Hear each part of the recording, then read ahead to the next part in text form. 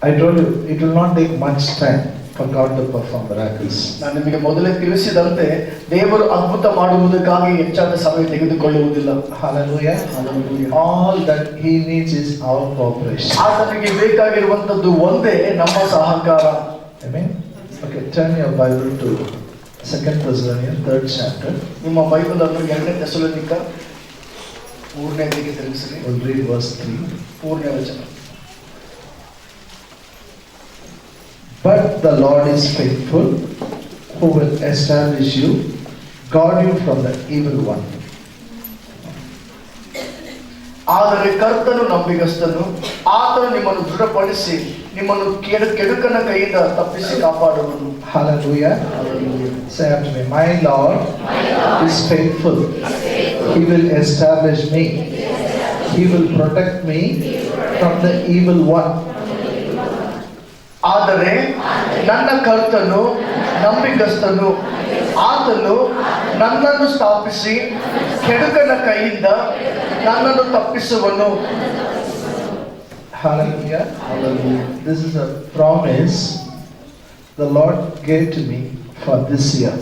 ಈ ಒಂದು ವಾಗ್ದಾನ ದೇವರು ನನಗೆ ಈ ವರ್ಷಕ್ಕಾಗಿ ಕೊಟ್ಟಿರುವಂತದ್ದಾಗಿದೆ. So I will teach it for at least 2 to 3 weeks. ನಾನು 2-3 ವಾರಗಳವರೆಗೆ ನಾನು ಇದನ್ನು ಬೋಧಿಸ್ತೇನೆ. But I have given you stickers. If you are not taken, you can take after the service. But I want you to meditate on the scripture. ಮತ್ತು ನಾನು ನಿಮಗೆ ಸ್ಟಿಕ್ಕರ್ಗಳನ್ನು ಕೊಟ್ಟಿದ್ದೇನೆ. ಒಂದು ವೇಳೆ ನೀವು ಯಾರಾದ್ರೂ ತೆಗೆದುಕೊಂಡಿಲ್ಲ ಅಂದ್ರೆ ನೀವು ಆರಾಧನೆ ನಂತರ ತೆಗೆದುಕೊಳ್ಳ್ರಿ. ಮತ್ತು ನಾನು ಬಯಸ್ತೇನೆ ನೀವು ಅದನ್ನು ಅರಿಕೆ ಮಾಡ್ರಿ ಎಂಬುದಾಗಿ. You should confess. You should think about it. You should meditate. You should study. ನೀವು ಅರಿಕೆಗಳನ್ನು ಮಾಡ್ರಿ, ನೀವು ಅದರ ಬಗ್ಗೆ ವಿಚಾರ ಮಾಡ್ರಿ, ಅದನ್ನು ಧ್ಯಾನ ಮಾಡ್ರಿ, ಅದನ್ನು ಅಭ್ಯಾಸ ಮಾಡಿರಿ. Then it will mean something for you. Really. ನಂತರ ಅದು ನಿಮಗೆ ಒಂದು ನಿಜವಾದ ಒಂದು ಅರ್ಥ ಕೊಡ್ತದೆ. Hallelujah. Hallelujah. And for the sake of teaching, always if you take any scriptures, I tell you we should see what is written before the scriptures, what is written after the scripture. ಮತ್ತು ಯಾವಾಗಲೂ ಬೋಧನೆ ಮಾಡುವಾಗ ನಿಮಗೆ ಯಾವಾಗಲೂ ಒಂದು ಮಾತು ಹೇಳ್ತಾರೆ ಅಂದ್ರೆ ಆ ವಾಕ್ಯಕ್ಕಿಂತ ಮುಂದೆ ಇರುವಂತ ವಿಷಯ, ಆ ವಾಕ್ಯದಿಂದ ಹಿಂದೆ ಇರುವಂತ ವಿಷಯವನ್ನು ಕೂಡ ನಾವು ನೋಡಬೇಕು. Only then we will have a clear understanding of the promise. ನಂತರ ಮಾತ್ರ ಆ ವಾಗ್ದಾನದ ಬಗ್ಗೆ ನಮಗೆ ಸ್ಪಷ್ಟವಾದ ಅರ್ಥ ಸಿಗ್ತದೆ. So if you read before this, ಅದಕ್ಕಿಂತ ನಾವು ಹಿಂದೆ ಓದುವಾಗ Paul says like this. ಪೌಲನು ಹೀಗೆ ಹೇಳ್ತಾನೆ, finally, brethren, pray for us that the word of the Lord may run swiftly and be glorified, just as it is with you, and that we may be delivered from unreasonable and wicked men, for not all have faith. ಕೊನೆಯದಾಗಿ ಸಹೋದರರೇ, ಕರ್ತನ ವಾಕ್ಯವು ನಿಮ್ಮಲ್ಲಿ ಹಬ್ಬಿದಂತೆ ಎಲ್ಲೆಲ್ಲಿಯೂ ಹಬ್ಬಿ ಮಹಿಮೆ ಹೊಂದುವಂತೆಯೂ ವಕ್ರ ಬುದ್ಧಿಯುಳ್ಳ ದುಷ್ಟರ ಕೈಯಿಂದ ನಾವು ತಪ್ಪಿಸಲ್ಪಡುವಂತೆಯೂ ಪ್ರಾರ್ಥಿಸಿರಿ, ಯಾಕಂದರೆ ಎಲ್ಲರಲ್ಲಿಯೂ ನಂಬಿಕೆ ಇಲ್ಲವಲ್ಲ. He is telling the Thessalonian church, pray for us. ಆತನು ಥೆಸಲೋನಿಕ ಸಭೆಗೆ ಹೇಳ್ತಾ ಇದ್ದಾನೆ, ನಮಗಾಗಿ ಪ್ರಾರ್ಥಿಸಿರಿ. Pray that we can go and preach the word of God, teach the word of God, it will grow. ಮತ್ತು ನಾವು ಸುವಾರ್ತೆಯನ್ನು ಸಾರುವಂತೆ ದೇವರ ವಾಕ್ಯವನ್ನು ಕಲಿಸುವಂತೆ, ಯಾಕಂದ್ರೆ ಅದು ಹಬ್ಬುವುದಕ್ಕಾಗಿ. How you are growing in the word of God, like that others also should grow in the word of God. ನೀವು ಹೇಗೆ ದೇವರ ವಾಕ್ಯದಲ್ಲಿ ಬೆಳೀತಾ ಇದ್ದೀರೋ ಅದರಂತೆ ಬೇರೆ ಜನರು ಕೂಡ ವಾಕ್ಯದಲ್ಲಿ ಬೆಳೆಯಬೇಕು. In simple word, even wherever people are unreached, there we have to go and reach. We have to preach. We have to teach. Pray for us. ಮತ್ತು ಇನ್ನು ಸುಲಭ ಮಾತಿನಲ್ಲಿ ಹೇಳ್ಬೇಕಾದ್ರೆ ಯಾರೆಲ್ಲ ಸುವಾರ್ತೆಯನ್ನು ಕೇಳಿಲ್ಲ ಆ ಜನರಿಗೆ ಹೋಗಿ ಸುವಾರ್ತೆಯನ್ನು ಸಾರಿ ಅವರಿಗೆ ಬೋಧಿಸಿ ಅವರಿಗಾಗಿ ಪ್ರಾರ್ಥಿಸಬೇಕು. And when you do that, he says, not pray for. He is specifically giving a prayer request. Pray that God will deliver us from unreasonable and wicked men. ಮತ್ತು ನಂತರ ಆತನು ಒಂದು ನಿರ್ದಿಷ್ಟವಾದ ಒಂದು ಪ್ರಾರ್ಥನೆ ಮನವಿಯನ್ನು ಅವರಿಗೆ ಕೊಡ್ತಾ ಇದ್ದಾನೆ, ವಕ್ರ ಬುದ್ಧಿಯುಳ್ಳ ದುಷ್ಟರ ಕೈಯಿಂದ ನಾವು ತಪ್ಪಿಸಲ್ಪಡುವಂತೆ ಪ್ರಾರ್ಥಿಸಿರಿ ಎಂಬುದಾಗಿ. So this year I told you, church, you should be a prayerful person. ಅದಕ್ಕಾಗಿ ನಾನು ಹೇಳ್ತೇನೆ, ಈ ವರ್ಷ ಸಭೆಯೇ ನೀವು ಪ್ರಾರ್ಥನೆ ಮಾಡುವಂತ ವ್ಯಕ್ತಿಗಳಾಗಿರಬೇಕು. Morning when you get up, we should pray. ಮುಂಜಾನೆ ಎದ್ದಾಗ ನೀವು ಪ್ರಾರ್ಥಿಸಬೇಕು. Pray for ourselves. ನೀವು ನಿಮಗಾಗಿ ನಾವು ಮೊದಲು ನಾವು ನಮಗಾಗಿ ಪ್ರಾರ್ಥನೆ ಮಾಡಿಕೊಳ್ಳುತ್ತೇವೆ. We do regularly. ನಾವು ಸತತವಾಗಿ ಅದನ್ನು ಮಾಡ್ತೇವೆ. Now you have to pray for the men of God. ಈಗ ನೀವು ದೇವರ ಸೇವಕರಿಗಳಿಗಾಗಿ ಪ್ರಾರ್ಥಿಸಬೇಕು. Pray for the ministries.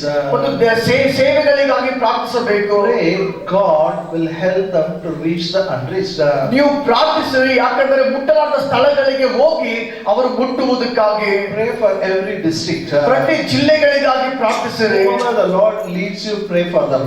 ದೇವರು ನಿಮಗೆ ಯಾರಿಗೆಲ್ಲ ನಡೆಸ್ತಾನೋ ಇವರಿಗಾಗಿ ಪ್ರಾರ್ಥಿಸಿರಿ ಎಂಬುದಾಗಿ ಅವರುಗಳಿಗಾಗಿ ಪ್ರಾರ್ಥಿಸಿರಿ. And pray God will protect them from evil one. ಮತ್ತು ನೀವು ಪ್ರಾರ್ಥಿಸಿರಿ, ದೇವರು ದುಷ್ಟನ ಕೈಯಿಂದ ಆತನು ಅವರನ್ನು ಕಾಪಾಡಲಿ ಎಂಬುದಾಗಿ. Can you send the children back, please? ಮಕ್ಕಳನ್ನು ಹಿಂದೆ ಕಳಿಸಿರಿ. Rebecca, let them go back and sit. Let them go back. They keep talking and disturbing others. Let them go sit back. Parents, I love you. I love your children. Keep your children with you. ತಂದೆ ತಾಯಿಗಳೇ, ನಾನು ನಿಮ್ಮ ಮಕ್ಕಳಿಗೆ ಪ್ರೀತಿ ಮಾಡ್ತೇನೆ, ಆದ್ರೆ ನಿಮ್ಮ ಮಕ್ಕಳನ್ನು ನಿಮ್ಮ ಹತ್ರನೇ ಇಟ್ಕೊಳ್ರಿ. We have a very good habit of sending them Sunday school teachers. Go, Sunday school teachers. And we want to sit and listen. ಮತ್ತೆ ನಾವು ಯಾವಾಗಲೂ ಒಂದು ಅಭ್ಯಾಸ ಮಾಡಿಕೊಂಡಿದ್ದೇವೆ, ಮಕ್ಕಳಿಗೆ ಸಂಡೇ ಸ್ಕೂಲ್ ಟೀಚರ್ ಕಳಿಸ್ತೇವೆ, ನಾವು ವಾಕ್ಯ ಕೇಳೋದಕ್ಕೆ ಬಂದಾಗ ಬಯಸ್ತೇವೆ. 2 ತಾಸು ಮಧ್ಯ ಇರಬಹುದು, ಯಾರೋ ನೋಡ್ತಾರೆ ಮಕ್ಕಳ. Like that you should not be. ಆ ರೀತಿಯಾಗಿ ಯೋಚನೆ ಮಾಡಬಾರ್ದು. Today, because it is a one service, our Sunday school teachers also, they have to attend, they have to listen to God's word. ಇವತ್ತು ಒಂದೇ ಆರಾಧನೆ ಇರುವ ಕಾರಣ ನಮ್ಮ ಸಂಡೇ ಸ್ಕೂಲ್ ಶಿಕ್ಷಕರು ಕೂಡ ಅವರು ಆರಾಧನೆ ಮಾಡ್ತಿದ್ದಾರೆ, ವಾಕ್ಯವನ್ನು ಕೇಳ್ತಾ ಇದ್ದಾರೆ. Hallelujah. And I'm telling you, it's a good habit. Keeping with your children is a good habit. ಮಕ್ಕಳನ್ನು ನಿಮ್ಮೊಟ್ಟಿಗೆ ಇಟ್ಟುಕೊಳ್ಳುವ ಒಂದು ಹವ್ಯಾಸ, ಅದು ಉತ್ತಮವಾದ ಹವ್ಯಾಸವಾಗಿದೆ. To worship as a family. ನಾವು ಕುಟುಂಬವಾಗಿ ಆತನಿಗೆ ಆರಾಧಿಸಬೇಕು. Sit as a family. ನಾವು ಕುಟುಂಬವಾಗಿ ಕೂತ್ಕೊಳ್ಳಬೇಕು. Hello. You should not think somebody will carry my son. No, that is wrong. It's ನೀವು ಎಂದು ಯೋಚನೆ ಮಾಡಬಹುದು, ನನ್ನ ಮಗನಿಗೆ ಯಾರಾದ್ರೂ ಎತ್ಕೊಳ್ತಾರೆ ಎಂಬುದಾಗಿ. somebody. No, you only should carry your son. ಯಾರು ಎತ್ಕೊಳ್ತಾರೆ ಇಲ್ಲ, ನೀವೇ ನಿಮ್ಮ ಮಗನಿಗೆ ಎತ್ಕೊಳ್ಬೇಕು. Okay, let's get into God's word. ವಾಕ್ಯಕ್ಕೆ ಹೋಗೋಣ. Here we have to pray. ಇಲ್ಲಿ ನಾವು ಪ್ರಾರ್ಥಿಸಬೇಕು. So many years over, we live for ourselves. Now this year you have to pray. ಎಷ್ಟೋ ವರ್ಷಗಳು ಆಯ್ತು ನಾವು ನಮಗಾಗಿ ಜೀವಿಸಿದ್ದೇವೆ, ಆದ್ರೆ ಈ ವರ್ಷ ಪ್ರಾರ್ಥಿಸುವ ವರ್ಷವಾಗಿದೆ. Remember, you have to pray. ಪಕ್ಕದಲ್ಲಿ ನೀನು ಪ್ರಾರ್ಥಿಸಬೇಕು.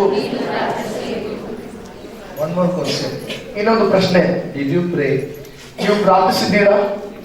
Did you pray today? ಇವತ್ತು ನೀವು ಪ್ರಾರ್ಥಿಸಿದ್ದೀರಾ? For whom did you pray? ಯಾರಿಗಾಗಿ ಪ್ರಾರ್ಥಿಸಿದ್ದೀರಿ? Bless my food, bless my water. ನನ್ನ ಊಟವನ್ನು ಆಶೀರ್ವಾದ ಮಾಡು, ನನ್ನ ನೀರನ್ನು ಆಶೀರ್ವಾದ ಮಾಡು. Good. ಉತ್ತಮ. Pray for men of God. ದೇವರ ಸೇವಕರುಗಳಿಗಾಗಿ ಪ್ರಾರ್ಥಿಸಿ. I'm not saying any specifically. If you desire to pray, the Lord will put it in your heart. The Lord will lead you to pray for various types of people. ಮತ್ತು ನೀವು ಪ್ರಾರ್ಥನೆ ಮಾಡುವುದಕ್ಕಾಗಿ ಆಸೆ ಪಡುವುದಾದರೆ ಬೇರೆ ಬೇರೆ ಜನಗಳಿಗಾಗಿ ಪ್ರಾರ್ಥಿಸುವುದಕ್ಕಾಗಿ ದೇವರೇ ನಿಮಗೆ ನಡೆಸ್ತಾನೆ. So this promise is for praying people. ಈ ವಾಗ್ದಾನ ಪ್ರಾರ್ಥನೆ ಮಾಡುವಂತ ಜನರಿಗಾಗಿದೆ. Hallelujah. Hallelujah. This promise is for whom? ಈ ವಾಗ್ದಾನ ಯಾರಿಗಾಗಿದೆ? ಪ್ರಾರ್ಥನೆ ಮಾಡು. Then Paul says, but the Lord is faithful. ನಂತರ ಪೌಲನು ಹೇಳ್ತಾನೆ, ಆದರೆ ಕರ್ತನು ನಂಬಿಗಸ್ತನು. You will be praying for others. ನೀವು ಇನ್ನೊಬ್ಬರಿಗಾಗಿ ಪ್ರಾರ್ಥನೆ ಮಾಡ್ತಾ ಇದ್ದೀರಿ. What blessing you are going to receive? ನೀವು ಯಾವ ಆಶೀರ್ವಾದವನ್ನು ಪಡೆಯಲಿಕ್ಕಿದ್ದೀರಿ? But the Lord is faithful. ಆದರೆ ಕರ್ತನು ನಂಬಿಗಸ್ತನು. He will establish you. ಆತನು ನಿಮ್ಮನ್ನು ಸ್ಥಾಪಿಸ್ತಾನೆ. He will preserve you from evil one. ನಿಮ್ಮನ್ನು ಕೆಡುಕನ ಕೈಯಿಂದ ಕಾಪಾಡ್ತಾನೆ. When it is the Lord is faithful, it talks about His character. ಕರ್ತನು ನಂಬಿಗಸ್ತನು ಎಂಬುದಾಗಿ ಹೇಳುವಾಗ ಅದು ಆತನ ಸ್ವಭಾವದ ಬಗ್ಗೆ ಮಾತಾಡ್ತದೆ. It talks about God, how great He is. ಅದು ದೇವರ ಬಗ್ಗೆ ಮಾತಾಡ್ತದೆ, ಆತನು ಎಷ್ಟು ದೊಡ್ಡವನಾಗಿದ್ದಾನೆ. Hallelujah. Hallelujah. He is truthful to fulfill His word. ಆತನ ವಾಕ್ಯವನ್ನು ನೆರವೇರಿಸುವುದಕ್ಕಾಗಿ ಆತನು ಸತ್ಯವಂತನಾಗಿದ್ದಾನೆ. Even if we remain faithless, He cannot deny Himself. Still He is faithful. ನಾವು ನಂಬಿಕೆಯಿಲ್ಲದವರಾಗಿದ್ದರೂ ಕೂಡ ಆತನು ನಂಬಿಗಸ್ತನಾಗಿಯೇ ಆತನು ಉಳಿಯುವನು. ತನ್ನ ಸ್ವಭಾವಕ್ಕೆ ವಿರುದ್ಧವಾಗಿ ಏನು ಮಾಡಲಾರನು. He is not faithful for the faithful. ಆತನು ನಂಬಿಗಸ್ತರಿಗೆ ಮಾತ್ರ ನಂಬಿಗಸ್ತನಲ್ಲ. He's faithful for everybody. ಆತನು ಎಲ್ಲರಿಗೂ ನಂಬಿಗಸ್ತನಾಗಿದ್ದಾನೆ. Amen. You understand what I'm saying? ನನಗೆ ಅರ್ಥ ಆಗ್ತದೆಯಾ? In Tamil it says, "Nallavanukku nallavan." I am good for good people. ಅಲ್ಲಿ ತಮಿಳಲ್ಲಿ ಹೇಳ್ತದೆ ಒಳ್ಳೆಯವರಿಗೆ ನಾನು ಒಳ್ಳೆಯವ. That is our character. ಅದು ನಮ್ಮ ಸ್ವಭಾವ. God is not like that. ಆದ್ರೆ ದೇವರು ಹಾಗಲ್ಲ. Whether you are good or bad, He remains good. ನೀನು ಒಳ್ಳೆಯವನಿದೆಯೋ ಕೆಟ್ಟವನಿದೆಯೋ ಆದ್ರೆ ಆತನು ಒಳ್ಳೆಯವನಾಗಿ He is ಇರುವನು. good for everyone. ಆತನು ಎಲ್ಲರಿಗೂ ಒಳ್ಳೆಯವನಾಗಿರುವನು. He is faithful for us. ಅದರಂತೆ ಆತನು ನಮಗೆ ನಂಬಿಗಸ್ತನಾಗಿದ್ದಾನೆ. We have our weakness. ನಮಗೆ ನಮ್ಮ ಬಲಹೀನತೆಗಳಿದೆ. We are loaded with unbelief. ನಾವು ಸಂಶಯಗಳಿಂದ ತುಂಬಲ್ಪಟ್ಟವರಾಗಿದ್ದೇವೆ. Sometimes confusion. ಕೆಲವು ಸಾರಿ ಗೊಂದಲಗಳಿರ್ತವೆ. The good news is, ಆದ್ರೆ ಒಳ್ಳೆ ಸುದ್ದಿ ಏನಂದ್ರೆ, no matter who you are, ನೀವು ಏನೇ ಆಗಿರಬಹುದು, no matter what is your weakness, ನಿಮ್ಮ ಬಲಹೀನತೆಗಳು ಏನೇ ಆಗಿರಬಹುದು, God is faithful. ದೇವರು ನಂಬಿಗಸ್ತನಾಗಿದ್ದಾನೆ. Hallelujah. My Father is faithful. ನನ್ನ ತಂದೆಯು ನಂಬಿಗಸ್ತನಾಗಿದ್ದಾನೆ. I want this confession. I want in Hindi also. What is it in Hindi? Pardon. Vishwas, okay? Okay. Say in Hindi. Fine. No? Say in Hindi. All of it. ಎಲ್ಲರೂ ಹಿಂದಿಯಲ್ಲಿ ಕೂಡ ಹೇಳ್ರಿ. ಮೇರಾ ಪರಮೇಶ್ವರ್ ವಿಶ್ವಾಸ ಯೋಗ್ಯ high. You can trust Him. ಅಂದ್ರೆ ನೀವು ಆತನಲ್ಲಿ ಭರವಸೆ ಇಡಬಹುದು. Hallelujah. Hallelujah. See, I gave you one example yesterday. ನಾನು ನಿನ್ನೆ ನಿಮಗೆ ಒಂದು ಉದಾಹರಣೆಯನ್ನು ಕೊಟ್ಟೆ. From Hebrew 11:11. ಇಬ್ರಿಯ 11ನೇ ಅಧ್ಯಾಯ 11ನೇ ವಚನದಿಂದ, by faith Sarah received strength. ನಂಬಿಕೆಯಿಂದ ಸಾರಳು ಶಕ್ತಿಯನ್ನು ಹೊಂದಿಕೊಂಡಳು. By faith Sarah received strength to conceive the seed. ನಂಬಿಕೆಯ ಮೂಲಕ ಸಾರಳು ಗರ್ಭವತಿ ಆಗುವುದಕ್ಕಾಗಿ ಶಕ್ತಿಯನ್ನು ಹೊಂದಿಕೊಂಡಳು. From where she got this faith? ಈ ನಂಬಿಕೆ ಆಕೆಗೆ ಎಲ್ಲಿಂದ ಬಂತು? And the Bible says, Bible ಹೇಳ್ತದೆ, she was barren. ಆಕೆ ಬಂಜೆಯಾಗಿದ್ದಳು. She was too old. ಆಕೆಗೆ ಬಹಳ ವಯಸ್ಸಾಗಿತ್ತು. Say in English, barren. Too old. ಬಂಜೆಯಾಗಿದ್ದಳು, ಬಹಳ ವಯಸ್ಸಾಗಿತ್ತು. But she got the miracle. ಆದರೆ ಆಕೆಗೆ ಅದ್ಭುತವಾಯಿತು. Means impossible. ಅಂದ್ರೆ ಅಸಾಧ್ಯ ಅದು. Waited for many years. ಅನೇಕ ವರ್ಷಗಳಿಂದ ಕಾಯ್ತಳು. I don't know how many years she celebrated New Year. ನನಗೆ ಗೊತ್ತಿಲ್ಲ ಆಕೆ ಎಷ್ಟು ವರ್ಷ ಹೊಸ ವರ್ಷವನ್ನು ಆಚರಣೆ ಮಾಡಿದಳು. Maybe this year God will do. ಬಹುಶಃ ಈ ವರ್ಷ ಆಕೆಗೆ ಮಾಡ್ತಾನೆ ಎಂಬುದಾಗಿ. This year God will do. ಈ ವರ್ಷ ದೇವರು ನನಗೆ ಮಾಡ್ತಾನೆ ಎಂಬುದಾಗಿ. What brought miracle for Sarah? ಸಾರಗೆ ಅದ್ಭುತ ಹೊಂದಿಕೊಳ್ಳುವಂತೆ ಯಾವುದು ಮಾಡಿತು? She considered him faithful who had promised. ಯಾರು ವಾಗ್ದಾನ ಮಾಡಿದ್ದಾನೋ ಆತನು ನಂಬಿಗಸ್ತನೆಂಬುದಾಗಿ ಆಕೆ ಎಣಿಸಿದಳು. From where Sarah got this faith? ಈ ನಂಬಿಕೆ ಸಾರಳು ಎಲ್ಲಿಂದ ಪಡೆದುಕೊಂಡಳು? See, understand, she is in the Old Testament. ಅರ್ಥ ಮಾಡಿಕೊಳ್ಳ್ರಿ, ಆಕೆ ಹಳೆ ಒಡಂಬಡಿಕೆಯಲ್ಲಿದ್ದಾಳೆ. We are in the New Testament. ನಾವು ಹೊಸ ಒಡಂಬಡಿಕೆಯಲ್ಲಿದ್ದೇವೆ. Now we have a faith.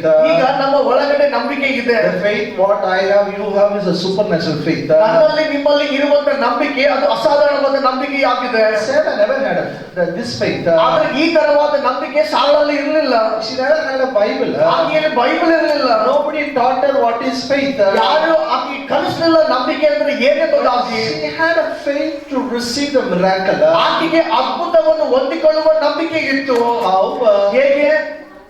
She considered the one who promised is faithful to fulfill the promise. ಯಾರು ವಾಗ್ದಾನವನ್ನು ಮಾಡಿದ್ದಾನೋ ಆತನು ವಾಗ್ದಾನ ನೆರವೇರಿಸುವುದಕ್ಕಾಗಿ ನಂಬಿಗಸ್ತನು ಎಂಬುದಾಗಿ ಆಕೆ ಎಣಿಸಿದಳು. She believed God would keep up his promise. ಆಕೆ ನಂಬಿದಳು ದೇವರು ತನ್ನ ವಾಗ್ದಾನವನ್ನು ಆತನು ಇಟ್ಟುಕೊಳ್ತಾನೆ ಎಂಬುದಾಗಿ. Look here.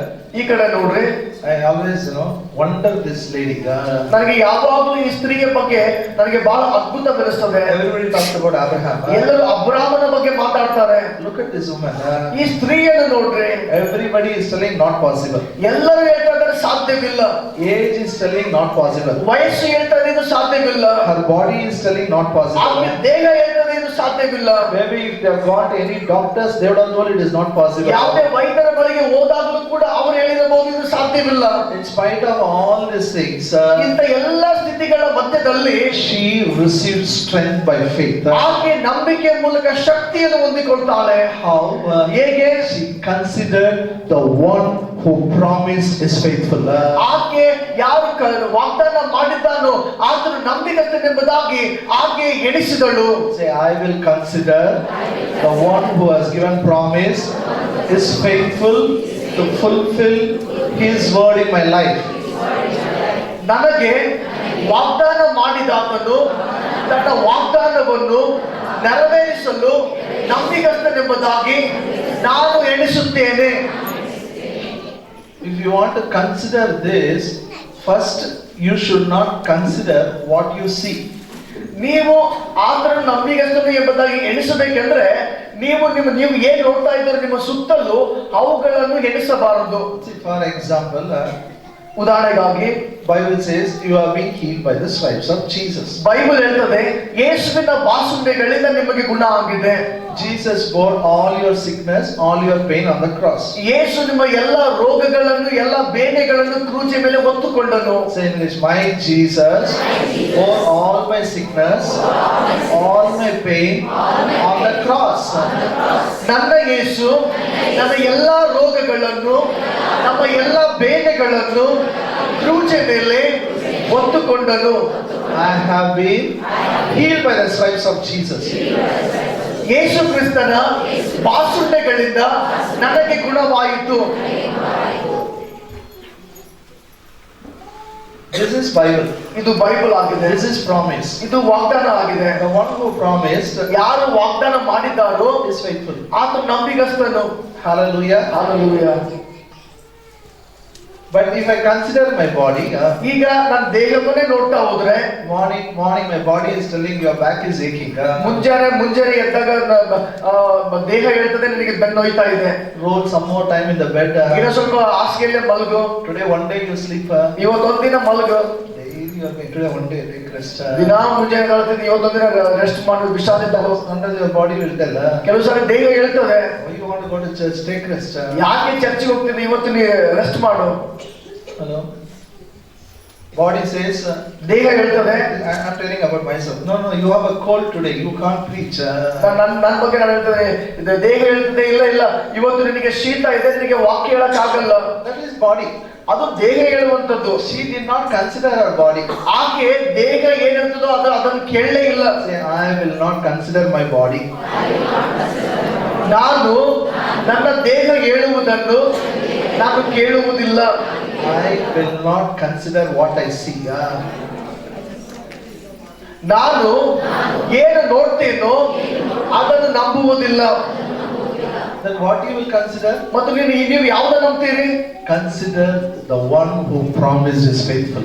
ಯಾರು ವಾಗ್ದಾನ ಮಾಡಿದ್ದಾನೋ ಆತನು ನಂಬಿಗಸ್ತನು ಎಂಬುದಾಗಿ ನಾನು ಎಣಿಸುತ್ತೇನೆ. When she did it, she got the miracle. ಆಕೆ ಅದನ್ನು ಮಾಡಿದಾಗ ಆಕೆ ಅದ್ಭುತವನ್ನು ಹೊಂದಿಕೊಂಡಳು. You can do what she did.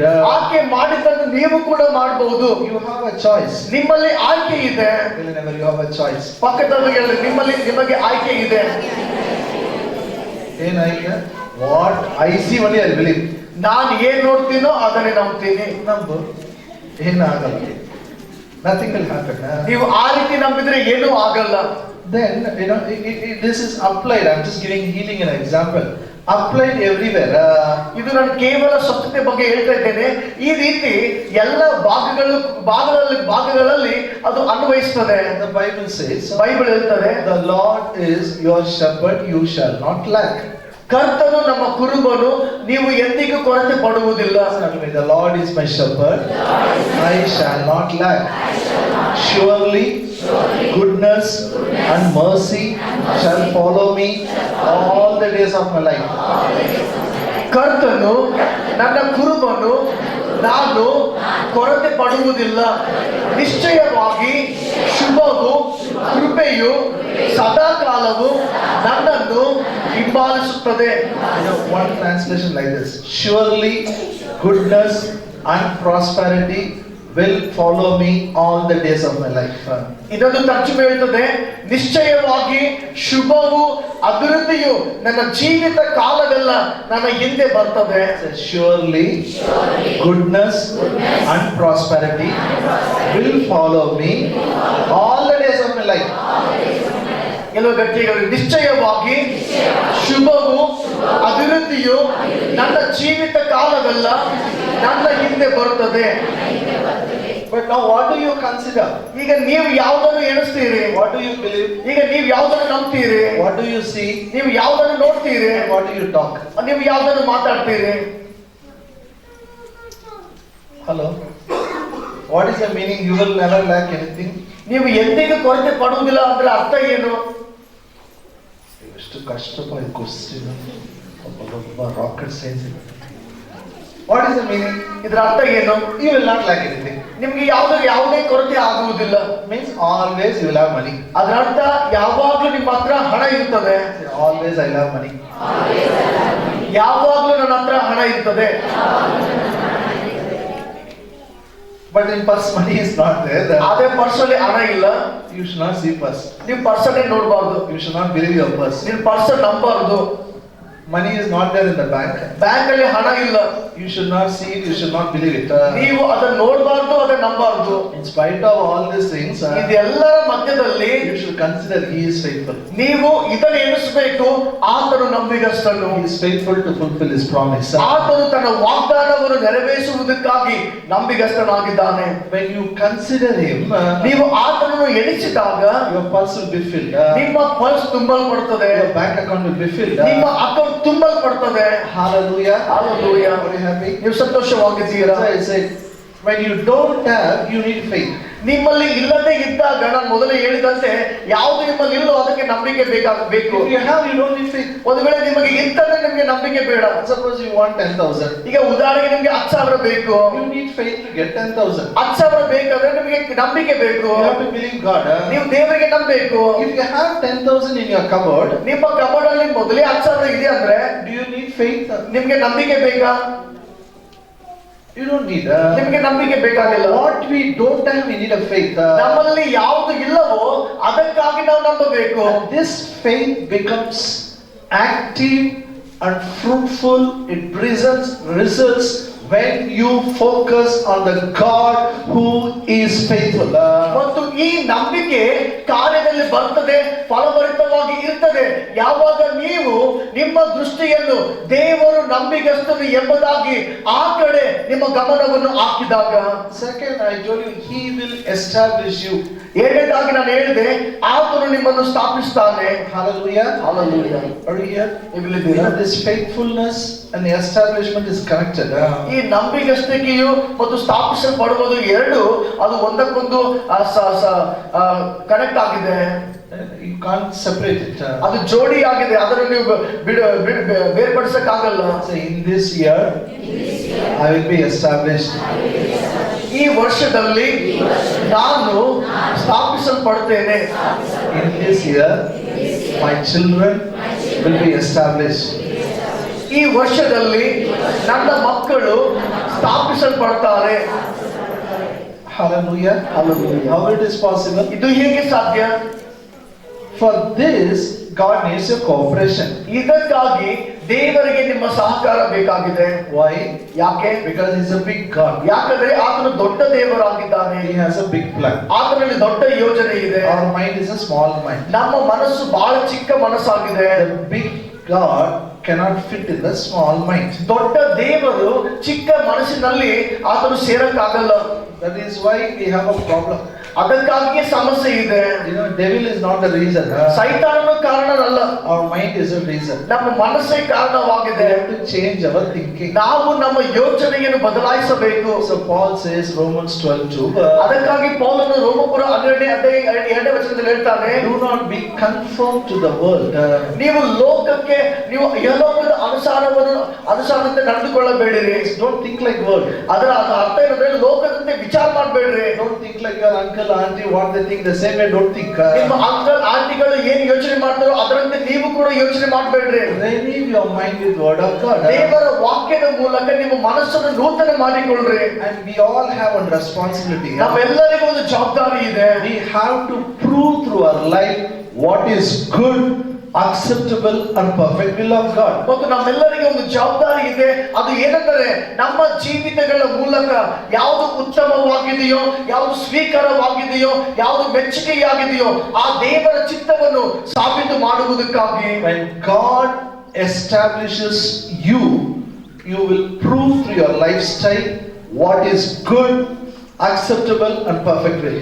ಯಾವಾಗ ದೇವರು ನಿಮಗೆ ಸ್ಥಾಪಿಸ್ತಾನೋ ನೀವು ನಿಮ್ಮ ಜೀವಿತದ ಮೂಲಕ, ನಿಮ್ಮ ಜೀವನ ಶೈಲಿಯ ಮೂಲಕ ನೀವು ತೋರಿಸ್ತೀರಿ ಯಾವುದು ಉತ್ತಮವಾದ ದೇವರ ಚಿತ್ತ, ಯಾವುದು ಸ್ವೀಕಾರವಾದ ದೇವರ ಚಿತ್ತ, ಯಾವುದು ಪರಿಪೂರ್ಣವಾದ ದೇವರ ಚಿತ್ತ ಎಂಬುದಾಗಿ. God wants our life to be a testimony. ದೇವರು ಬಯಸ್ತಾನೆ ನಮ್ಮ ಜೀವಿತ ಒಂದು ಸಾಕ್ಷಿಯಾಗಿರಬೇಕೆಂಬುದಾಗಿ. Hallelujah. Hallelujah. Our life is the best gospel. ನಮ್ಮ ಜೀವಿತವೇ ಉತ್ತಮವಾದ ಸುವಾರ್ತೆಯಾಗಿದೆ. We can prove through our lifestyle what is good, acceptable and perfect will. ನಾವು ನಮ್ಮ ಜೀವಿತದ ಮೂಲಕ ತೋರಿಸಬಹುದು ಯಾವುದು ಉತ್ತಮವಾದದ್ದು, ಯಾವುದು ಸ್ವೀಕಾರವಾದದ್ದು, ಯಾವುದು ಪರಿಪೂರ್ಣವಾದ ದೇವರ ಚಿತ್ತ ಎಂಬುದಾಗಿ. What is good will? ಯಾವುದು ಉತ್ತಮವಾದ ಚಿತ್ತವಾಗಿದೆ. Always we will have more. ಯಾವಾಗಲೂ ನಮಗೆ ಸಮೃದ್ಧಿಯಾಗಿರುತ್ತದೆ. Hallelujah. Hallelujah. What is acceptable will? ಯಾವುದು ಸ್ವೀಕಾರವಾದ ದೇವರ ಚಿತ್ತ. Whatever we lost we'll get it back. ನಾವು ಯಾವುದನ್ನೆಲ್ಲ ಕಳೆದುಕೊಂಡಿದ್ದೇವೋ ಅದನ್ನು ಪುನಃ ತೆಗೆದುಕೊಳ್ತೇವೆ. Whatever devil stolen from you, you can take it back. That is acceptable will. ಸೈತಾನನು ಏನೆಲ್ಲ ನಿಮ್ಮ ಜೀವಿತದಿಂದ ಅದನ್ನು ಕದ್ದುಕೊಂಡು ಹೋಗಿದ್ದಾನೋ ಅವೆಲ್ಲವೂ ಪುನಃ ತೆಗೆದುಕೊಳ್ಳುವಂತದ್ದು ಅದೇ ಸ್ವೀಕಾರವಾದ ದೇವರ ಚಿತ್ತ. It can be health, ಅದು ಆರೋಗ್ಯವಾಗಿರಬಹುದು, it can be wealth, ಅದು ಸಮೃದ್ಧಿಯಾಗಿರಬಹುದು, it can be joy, peace, ಅದು ಸಂತೋಷ ಸಮಾಧಾನವಾಗಿರಬಹುದು. you can take it back. ಅದನ್ನು ಪುನಃ ನೀವು ತೆಗೆದುಕೊಳ್ಳಬಹುದು. How? ಅದು ಹೇಗೆ? By renewing our mind. ನಿಮ್ಮ ಯೋಚನೆ ಬದಲಾಯಿಸುವುದರ ಮೂಲಕ. Perfect will ಅದು ಪರಿಪೂರ್ಣವಾದ ಚಿತ್ತ means ಅದರ ಅರ್ಥ our family should be like a heaven in this earth. ನಮ್ಮ ಕುಟುಂಬ ಈ ಲೋಕದಲ್ಲಿ ಪರಲೋಕದ ಹಾಗೆ ಇರಬೇಕು. Whatever is allowed in heaven is allowed in our family. ಪರಲೋಕದಲ್ಲಿ ಏನೆಲ್ಲ ಅನುಮತಿ ಇದೆಯೋ ಅವುಗಳೇ ನಮ್ಮ ಕುಟುಂಬದಲ್ಲಿ ಕೂಡ ಅನುಮತಿ ಇರ್ತದೆ. No sickness in the heaven, no sickness in the house. ಪರಲೋಕದಲ್ಲಿ ರೋಗ ಇಲ್ಲ ಅಂದ್ರೆ ನಮ್ಮ ಕುಟುಂಬದಲ್ಲಿ ಕೂಡ ರೋಗ ಇಲ್ಲ. No poverty in the heaven, no poverty in my house. ಪರಲೋಕದಲ್ಲಿ ಬಡತನ ಇಲ್ಲ ಅಂದ್ರೆ ನಮ್ಮ ಕುಟುಂಬದಲ್ಲಿ ಬಡತನ ಇಲ್ಲ. No quarrel in the heaven, no quarrel in the house. ಪರಲೋಕದಲ್ಲಿ ಜಗಳ ಇಲ್ಲ ಅಂದ್ರೆ ನಮ್ಮ ಕುಟುಂಬದಲ್ಲಿ ಜಗಳ ಇಲ್ಲ. Amen. No arguments are there in the heaven, no arguments are there in the house. ಪರಲೋಕದಲ್ಲಿ ವಾದಗಳು ಇಲ್ಲ ಅಂದ್ರೆ ನಮ್ಮ ಕುಟುಂಬದಲ್ಲಿ ವಾದಗಳಿಲ್ಲ. That is perfect will. ಇದೇ ಪರಿಪೂರ್ಣವಾದ ದೇವರ ಚಿತ್ತ. Hallelujah. Hallelujah. I just revised what I showed yesterday. ನಾನು ನಿನ್ನೆ ಹೇಳಿರುವಂತದ್ದನ್ನು ಮತ್ತೆ ಅದನ್ನು ನಾನು ಪುನಃ ಹೇಳ್ತಾ ಇದ್ದೇನೆ. I want all of you to daily declare the scripture, meditate on the first aspect. God is faithful. ಮತ್ತು ನಾನು ಬಯಸ್ತೇನೆ ನೀವು ಪ್ರತಿಯೊಬ್ಬರು ಪ್ರತಿದಿನ ಈ ವಾಕ್ಯವನ್ನು ಘೋಷಣೆ ಮಾಡ್ರಿ ಮತ್ತು ಈ ವಾಗ್ದಾನದ ಮೊದಲನೇ ಭಾಗವನ್ನು ನೀವು ಧ್ಯಾನ ಮಾಡ್ರಿ. ಕರ್ತನು ನಂಬಿಗಸ್ತನು ಎಂಬುದಾಗಿ. This revelation of God will not only help you 2022, it will help you till the end. ಈ ದೇವರ ಪ್ರಕಟಣೆ, ಈ ವಾಗ್ದಾನದ ಪ್ರಕಟಣೆಯು ಕೇವಲ 2022ಕ್ಕೆ ನಿಮಗೆ ಸಹಾಯ ಮಾಡುವುದಲ್ಲದೆ ನಿಮ್ಮ ಜೀವಿತ ಕಾಲವೆಲ್ಲ ಇದು ನಿಮಗೆ ಸಹಾಯ ಮಾಡ್ತದೆ. Help you to believe God for your children's life. ನಿಮ್ಮ ಮಕ್ಕಳ ಭವಿಷ್ಯತ್ತಿಗಾಗಿ ಈ ವಾಕ್ಯ ನಂಬುವಂತೆ ಮಾಡ್ತದೆ. That's why I told the decorator to do this. ಅದಕ್ಕಾಗಿ ನಾನು ಅವನು ಡೆಕೋರೇಟ್ ಮಾಡುವವರಿಗೆ ಹೇಳಿದೆ ಇದನ್ನು ಮಾಡ್ರಿ ಎಂಬುದಾಗಿ. Not to look good. ಇದು ಬಹಳ ಸುಂದರವಾಗಿ ಕಾಣಬೇಕೆಂಬುದಾಗಿ ಅಲ್ಲ. Get inside your heart. ಇದು ನಿಮ್ಮ ಹೃದಯದ ಒಳಗಡೆ ಹೋಗ್ಬೇಕು. Amen. So I tell you, ಅದಕ್ಕೆ ಹೇಳ್ತೇನೆ, today after the service they will remove it. ಇವತ್ತು ಆರಾಧನೆ ಆದ್ಮೇಲೆ ಅವರು ಅದು ತೆಗೆದಾಕ್ತಾರೆ. I want you to go and take one photo with your children, with your family. ಮತ್ತು ನಾನು ಬಯಸ್ತೇನೆ ನೀವು ನಿಮ್ಮ ಮಕ್ಕಳೊಟ್ಟಿಗೆ ಕುಟುಂಬದೊಟ್ಟಿಗೆ ಹೋಗಿ ಇದರೊಟ್ಟಿಗೆ ನೀವು ಒಂದು ಫೋಟೋ ತೆಗೆದುಕೊಳ್ಳ್ರಿ. Looking at it. ಅದನ್ನು ನೋಡ್ತಾ ಇರಿ. Looking at it. ಅದನ್ನು ನೋಡ್ತಾ ಇರಿ. In the world the challenges will come. ಲೋಕದಲ್ಲಿ ಸವಾಲುಗಳು ಬರ್ತವೆ. You say God is faithful. ನೀವು ಹೇಳ್ತಾ ಇರಬೇಕು ದೇವರು ನಂಬಿಗಸ್ತನು. Scripture should get inside your heart. ಈ ವಾಕ್ಯವು ನಿಮ್ಮ ಹೃದಯದ ಒಳಗಡೆ ಹೋಗ್ಬೇಕು. Hallelujah. Hallelujah. Turn your Bible to 1 Corinthians. 1ನೇ ಕೊರಿಂಥ 10th chapter. 10ನೇ ಅಧ್ಯಾಯ 13ನೇ ವಚನ.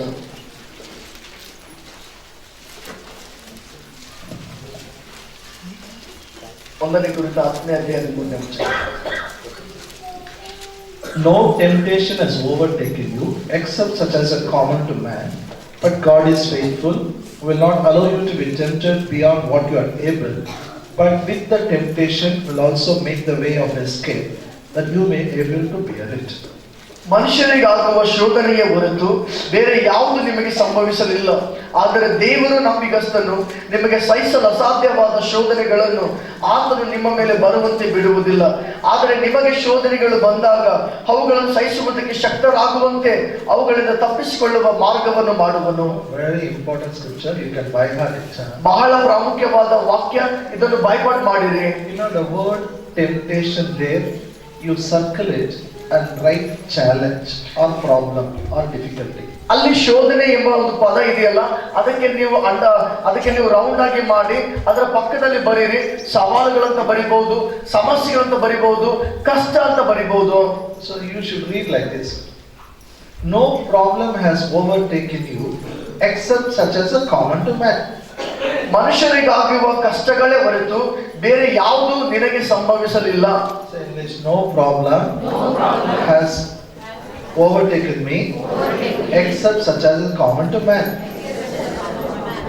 ಮನುಷ್ಯರಿಗಾಗುವ ಕಷ್ಟಗಳೇ ಹೊರತು ಬೇರೆ ಯಾವುದು ನನಗೆ ಸಂಭವಿಸಲಿಲ್ಲ. What do you hear? ನೀವು ಕೇಳ್ತಾ ಇದ್ದೀರಾ? One more time in Kannada. ಇನ್ನೊಂದ್ಸರಿ ಕನ್ನಡದಲ್ಲಿ. ಮನುಷ್ಯರಿಗಾಗುವ ಕಷ್ಟಗಳ ಹೊರತು ಬೇರೆ ಯಾವುದು ನನಗೆ ಸಂಭವಿಸಲಿಲ್ಲ. This should be clear. ಇದು ನಿಮಗೆ ಸ್ಪಷ್ಟ ಇರಬೇಕು. Many times, no, when we struggle, we think only I have a problem, nobody has. ಎಷ್ಟೋ ಸಾರಿ ನಾವು ಕಷ್ಟದಲ್ಲಿ ಹೋಗುವಾಗ ನಾವು ಯೋಚನೆ ಮಾಡ್ತೇವೆ, ಈ ಕಷ್ಟ ಕೇವಲ ನನಗಿದೆ, ಇನ್ಯಾರಿಗೂ ಇಲ್ಲ ಎಂಬುದಾಗಿ. Even our prayer, we pray like that. ನಾವು ಪ್ರಾರ್ಥನೆ ಮಾಡುವಾಗ ಹೀಗೆ ಪ್ರಾರ್ಥನೆ ಮಾಡ್ತೇವೆ, God, nobody should suffer like me, oh God. ದೇವರೇ, ನನ್ನಂತೆ ಯಾರು ಕಷ್ಟ ಪಡಬಾರ್ದು. I have heard people telling, ಎಷ್ಟು ಕಷ್ಟ brother, ನನಗೆ ಬಂದ ಶೋಧನೆ, nobody should get.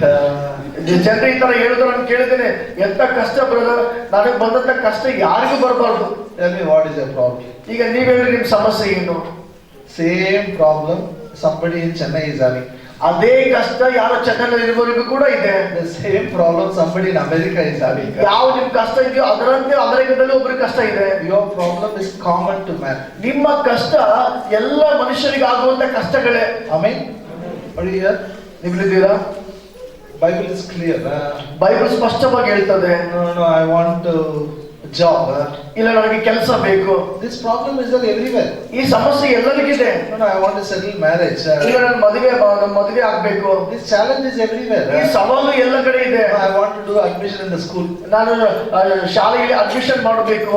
Every father mother has a problem. ಪ್ರತಿ ತಂದೆ ತಾಯಿಗಳಿಗೆ ಸಮಸ್ಯೆ ಇದೆ. The problem is common to man. ನಿಮ್ಮ ಸಮಸ್ಯೆ ಎಲ್ಲ ಮನುಷ್ಯರಿಗೆ ಆಗುವಂತ ಸಮಸ್ಯೆನೇ ಇದೆ. Happily you say, my problem is common to man. ನನ್ನ ಸಮಸ್ಯೆ ಎಲ್ಲ ಮನುಷ್ಯರಿಗೂ ಆಗುವ ಸಮಸ್ಯೆನೇ ಇದೆ. But the good news for you and me is, ಆದ್ರೆ ನಿನಗೂ ನನಗಿರುವಂತ ಒಳ್ಳೆ ಸುದ್ದಿ ಏನೆಂದರೆ, but God is faithful. ಆದರೆ ಕರ್ತನು ನಂಬಿಗಸ್ತನು. Say, but God is faithful. ಆದರೆ ದೇವರು ನಂಬಿಗಸ್ತನು. But God is faithful. ಆದರೆ ದೇವರು ನಂಬಿಗಸ್ತನು. In spite of all my problems, ಈ ಎಲ್ಲ ನನ್ನ ಕಷ್ಟಗಳ ಮಧ್ಯದಲ್ಲಿ I will remember my grandmother Sarah. ನಾನು ನನ್ನ ಅಜ್ಜಿಯಾದ ಸಾರಳನ್ನು ನೆನಪು ಮಾಡಿಕೊಳ್ತೇನೆ. I will do what she did. ಆಕೆ ಮಾಡಿರುವಂತದ್ದು ನಾನು ಕೂಡ ಮಾಡ್ತೇನೆ. I will not see my problem. ನಾನು ನನ್ನ ಸಮಸ್ಯೆಗಳನ್ನು ನೋಡುವುದಿಲ್ಲ. I will not talk my problem. ನಾನು ನನ್ನ ಸಮಸ್ಯೆಗಳನ್ನು ಮಾತಾಡುವುದಿಲ್ಲ. I will not cry on my problem. ನಾನು ಸಮಸ್ಯೆಗಳನ್ನು ನೋಡಿ ಕಣ್ಣೀರಿಡುವುದಿಲ್ಲ. In spite of all these things, ಈ ಎಲ್ಲ ಕಷ್ಟಗಳ I ಮಧ್ಯದಲ್ಲಿ will consider the one who promised is faithful. ನಾನು ಯಾರು ವಾಗ್ದಾನ ಮಾಡಿದ್ದಾನೋ ಆತನು ನಂಬಿಗಸ್ತನೆಂಬುದಾಗಿ ನಾನು ಎಣಿಸ್ತೇನೆ. Hallelujah. Hallelujah. I will consider the one who has promised me is faithful to fulfill his promise in my problem. ನನಗೆ ಯಾರು ವಾಗ್ದಾನ ಮಾಡಿದ್ದಾನೋ ಆತನು ನಂಬಿಗಸ್ತನೆಂದು, ಆತನು ಅದನ್ನು ನೆರವೇರಿಸುವನೆಂದು ನಾನು ಎಣಿಸುತ್ತೇನೆ. When we struggle in life, we think, oh God, it's enough. ನಾವು ಕಷ್ಟ ಪಡುವಾಗ, ನಾವು ಕಷ್ಟದಲ್ಲಿ ಹಾದು ಹೋಗ್ತಾ ಇರುವಾಗ ನಾವು ಹೇಳ್ತೇವೆ ದೇವರೇ ಇದು ಸಾಕು ಅಂತ. We think it is beyond our capacity. ನಾವು ಅನ್ಕೊಳ್ತೇವೆ ಇದು ನನಗೆ ಶಕ್ತಿ ಮೀರಿ ಕಷ್ಟ ಬಂದಿದೆ. No. ಇಲ್ಲ, ಶಕ್ತಿ ಮೀರಿ ಬಂದಿಲ್ಲ. It has not come. ನಿಮ್ ಶಕ್ತಿ ಮೀರಿ ಕಷ್ಟ ಬಂದಿಲ್ಲ.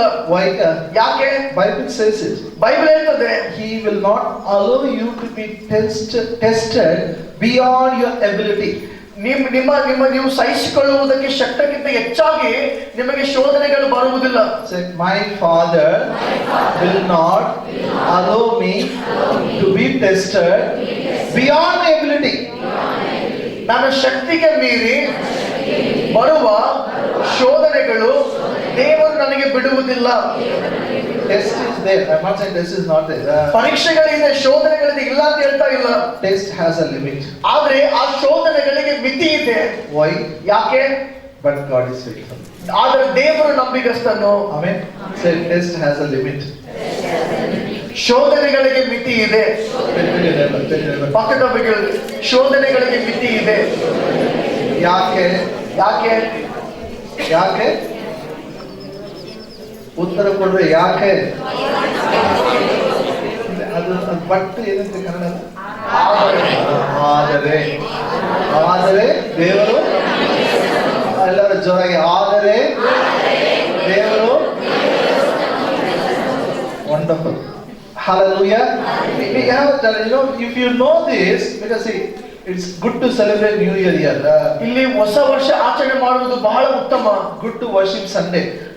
ಭಾನುವಾರ ಆರಾಧನೆ ಮಾಡುವುದು ಉತ್ತಮ. Monday you have to face the world. ಆದ್ರೆ ಸೋಮವಾರ ನೀವು ಲೋಕವನ್ನು ಎದುರಿಸಬೇಕು. You have to go back to your house. ನೀವು ನಿಮ್ಮ ಮನೆಗಳಿಗೆ ಹೋಗಬೇಕು. You have to go back to your kitchen. ನಿಮ್ಮ ಅಡಿಗೆ ಮನೆಗೆ ಹೋಗಬೇಕು. Everywhere challenges are there. ಪ್ರತಿ ಕಡೆ ಸವಾಲುಗಳು ಇದೆ. But the test has a limit. ಆದ್ರೆ ನಿಮ್ಮ ಶೋಧನೆಗಳಿಗೆ ಮಿತಿ ಇದೆ. Hallelujah. Hallelujah. You will not be tested beyond your ability. ನಿನಗೆ ಶಕ್ತಿಗೆ ಮೀರುವಂತ ಶೋಧನೆಗಳು ನಿನಗೆ ಬರುವುದಿಲ್ಲ.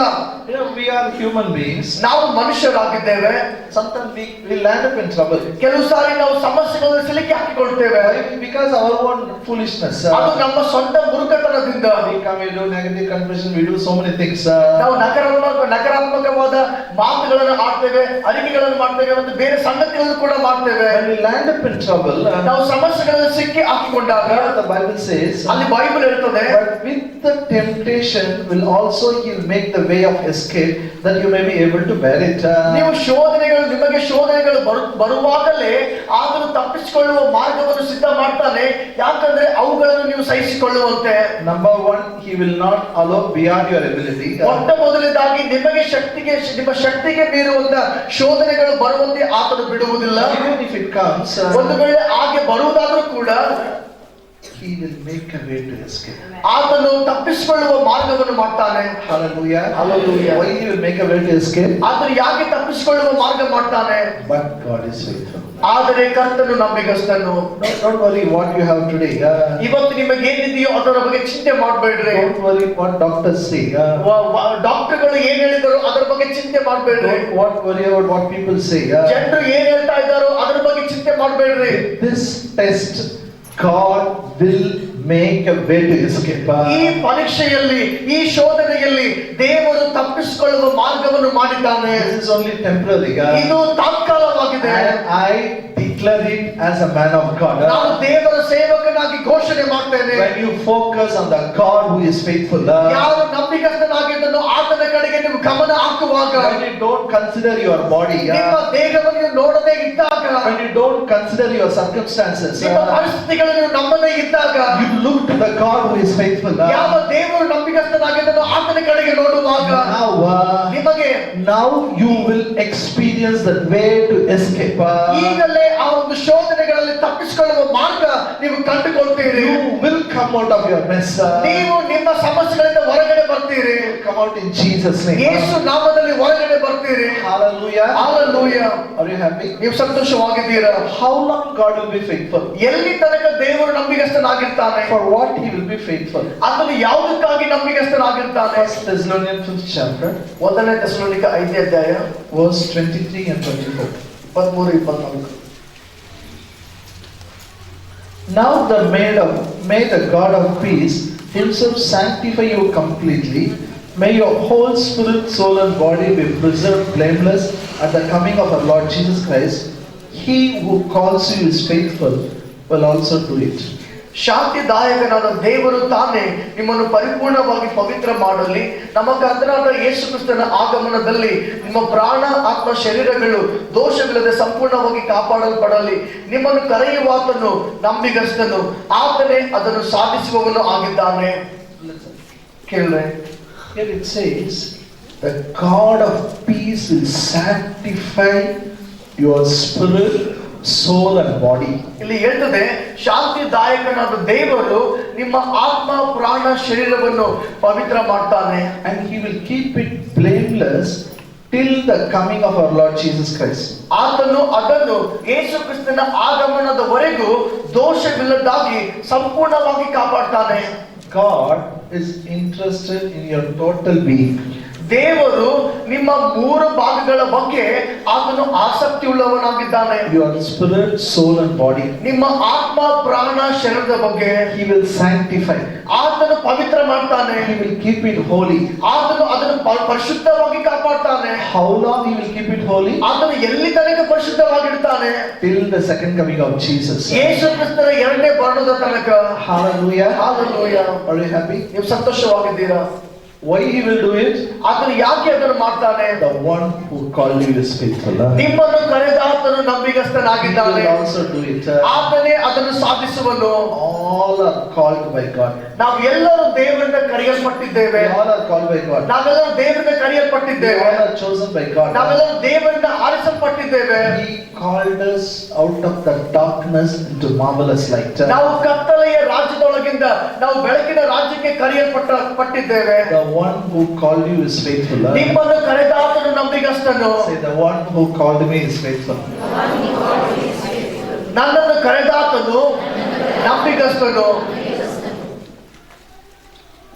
You know, I wish if somebody would have told me when I accepted Jesus at the age of 17 years.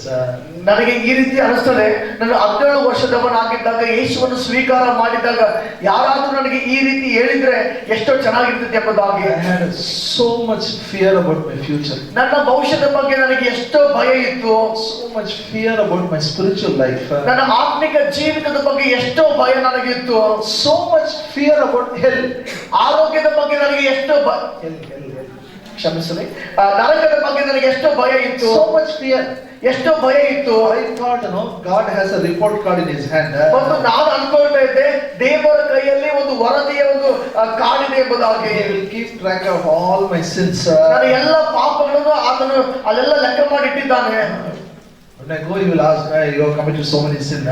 ನಾನು ಹೋದಾಗ ಆತ ಹೇಳ್ತಾನೆ, ಇಷ್ಟೆಲ್ಲ ಪಾಪ ಮಾಡಿದ್ದು ಎಂಬುದಾಗಿ. And I have heard messages, you will go to hell, you will go to hell, you will go to hell. ಮತ್ತು ನಾನು ಈ ರೀತಿಯಾದ ವಾಕ್ಯಗಳನ್ನು ಕೇಳಿದ್ದೇನೆ, ನೀನು ನರಕಕ್ಕೆ ಹೋಗ್ತೀಯ ಎಂಬುದಾಗಿ. Because you are not good. ಮತ್ತು Because you are not good. ಯಾಕಂದ್ರೆ ನೀನು ಒಳ್ಳೆಯವನೇ ಅಲ್ಲ. Hello.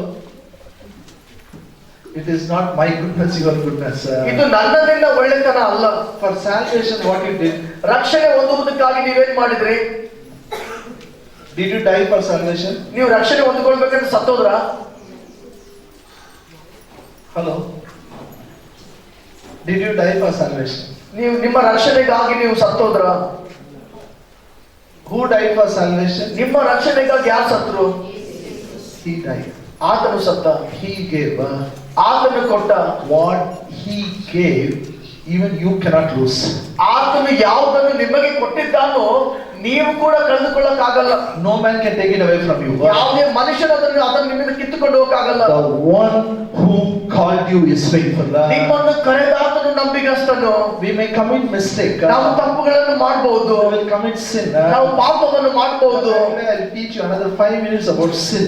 ಇನ್ನು 5 ನಿಮಿಷದಲ್ಲಿ ನಾನು ಕಲಿಸ್ತೇನೆ ಪಾಪದ ಬಗ್ಗೆ. If you understand how God is faithful to forgive our sins and cleanse our sins, you can believe God for any miracle. ನೀವು ಯಾವಾಗ ನೀವು ಅರ್ಥ ಮಾಡಿಕೊಳ್ತೀರೋ ನಮ್ಮ ಪಾಪಗಳಿಗೆ ದೇವರು ಹೇಗೆ ಶುದ್ಧಿ ಮಾಡ್ತಾನೆ, ಹೇಗೆ ಅವುಗಳನ್ನು ತೊಳಿತಾನೆ ಎಂಬುದಾಗಿ ನೀವು ಅರ್ಥ ಮಾಡಿಕೊಳ್ಳುವಾಗ ನಿಮ್ಮ ಜೀವಿತದಲ್ಲಿ ಬರುವಂತ ಎಲ್ಲ ಅದ್ಭುತಗಳನ್ನು ಹೊಂದಿಕೊಳ್ಳುವುದಕ್ಕೆ ಅದು ಇನ್ನೂ ಸುಲಭವಾಗ್ತದೆ. Listen. Listen. I need your attention, okay? ನಿಮ್ಮ ಗಮನ ಬೇಕು. That's why I've taken the scripture. You know, when it says holiness, it's not only in spirit you are like Jesus.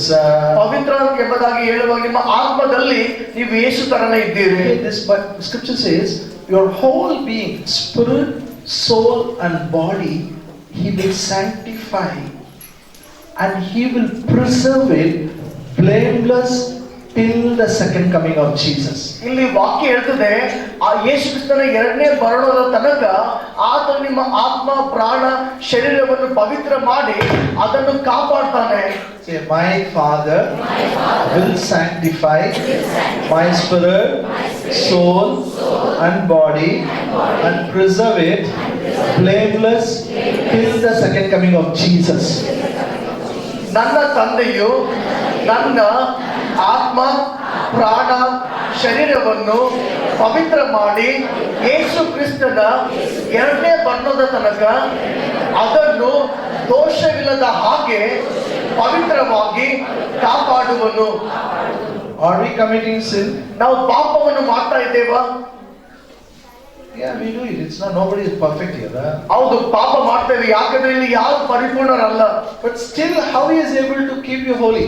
ಆದರೂ ಕೂಡ ಆತನು ಹೇಗೆ ಅದನ್ನು ಪವಿತ್ರವಾಗಿ ಕಾಪಾಡ್ತಾನೆ? Come with me quickly to 1 John 1st chapter, 1ನೇ ಯವನ 1ನೇ ಅಧ್ಯಾಯಕ್ಕೆ ಬಂದ್ರೆ verse 9. 9ನೇ ವಚನ. If we confess our sins, He is faithful and just to forgive us our sins, cleanse us from all unrighteousness. ನಾವು ನಮ್ಮ ಪಾಪಗಳನ್ನು ಅರಿಕೆ ಮಾಡಿದರೆ ಆತನು ನಂಬಿಗಸ್ತನು ನೀತಿವಂತನು ಆಗಿರುವುದರಿಂದ ನಮ್ಮ ಪಾಪಗಳನ್ನು ಕ್ಷಮಿಸಿ ಸಕಲ ಅನೀತಿಯಿಂದ ನಮ್ಮನ್ನು ಶುದ್ಧಿ ಮಾಡುವನು. Hallelujah. If we confess our sins, He is faithful and just to forgive us, cleanse us from all unrighteousness. ನಾವು ನಮ್ಮ ಪಾಪಗಳನ್ನು ಅರಿಕೆ ಮಾಡಿದರೆ ಆತನು ನಂಬಿಗಸ್ತನು ನೀತಿವಂತನು ಆಗಿರುವುದರಿಂದ ನಮ್ಮ ಪಾಪಗಳನ್ನು ಕ್ಷಮಿಸಿ ಸಕಲ ಅನೀತಿಯಿಂದ ನಮ್ಮನ್ನು ಶುದ್ಧಿ ಮಾಡುವನು.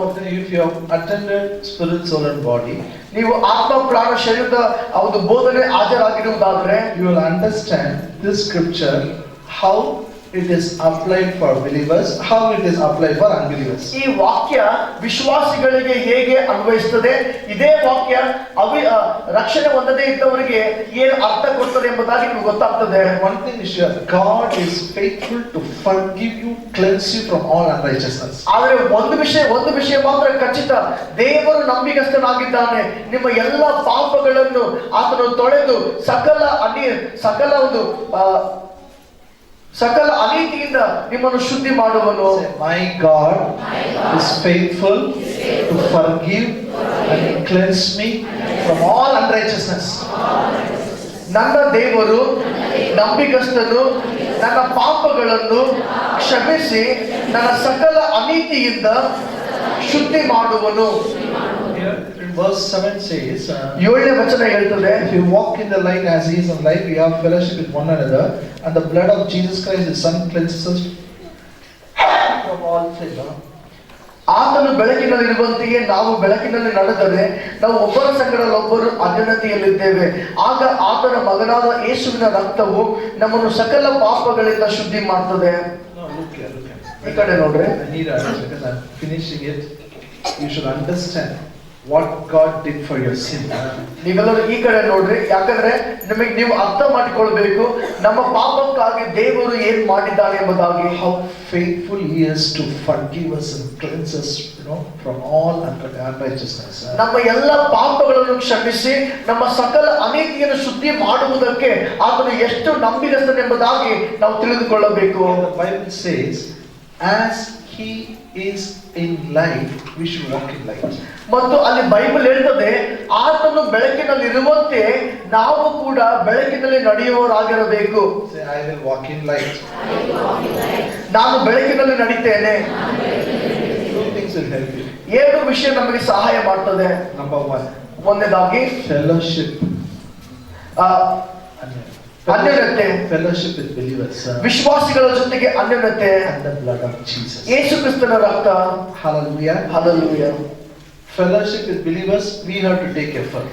ವಿಶ್ವಾಸಿಗಳ ಜೊತೆ ಸೇರಿ ಬರುವಂತದ್ದು ಇದಕ್ಕೆ ನಾವು ಪ್ರಯತ್ನ ಹಾಕಬೇಕು.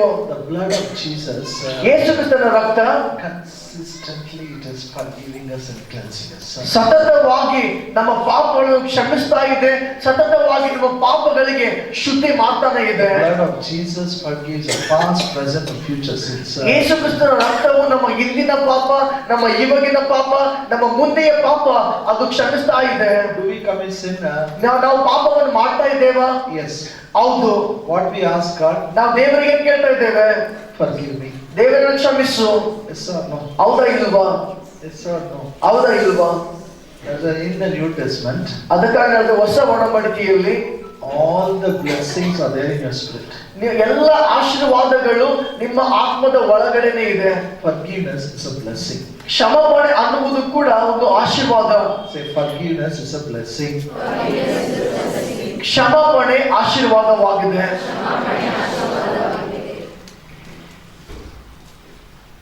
Before you ask God, I'm sorry, He forgive you.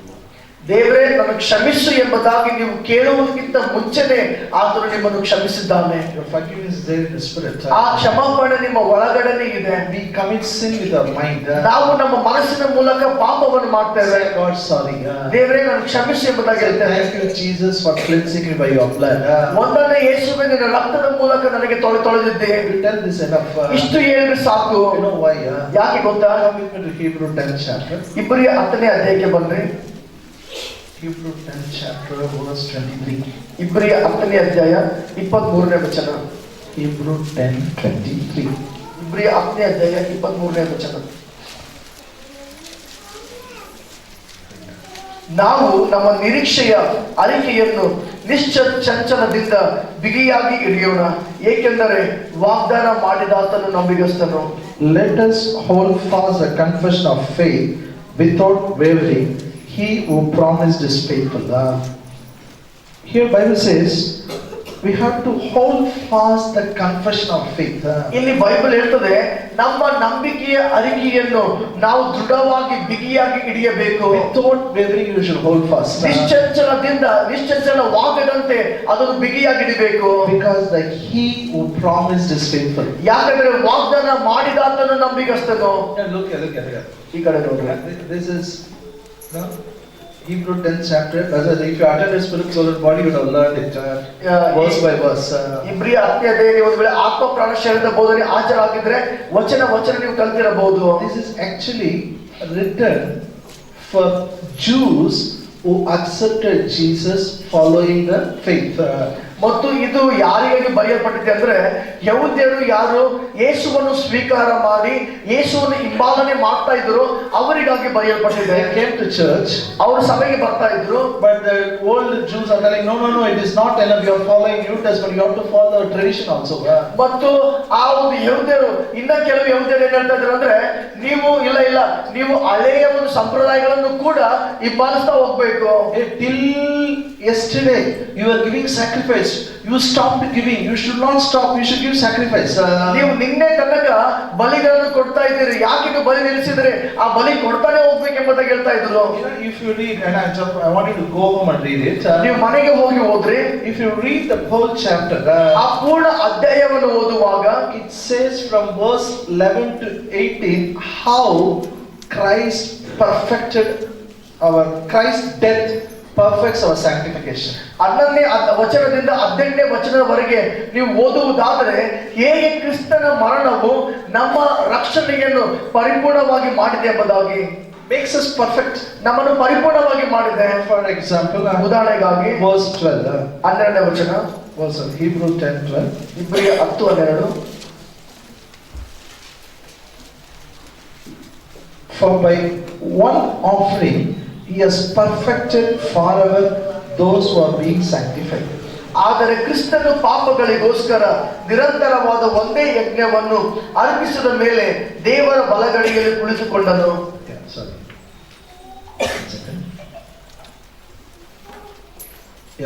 But this man, after he had offered one sacrifice for sins, forever sat down at the right hand of God. Verse 14 says, for by one offering He has perfected forever those who are being sanctified. ಅದಕ್ಕಾಗಿ ವಚನ ಹೇಳ್ತದೆ, ಏಕೆಂದರೆ ಆತನು ಶುದ್ಧೀಕರಿಸಲ್ಪಡುವವರನ್ನು ಒಂದೇ ಅರ್ಪಣೆಯಿಂದ ನಿರಂತರ ಪರಿಪೂರ್ಣರನ್ನಾಗಿ ಮಾಡಿದ್ದಾನೆ. Now look here. ಈ ಕಡೆ ನೋಡ್ರಿ. All of us say one offering.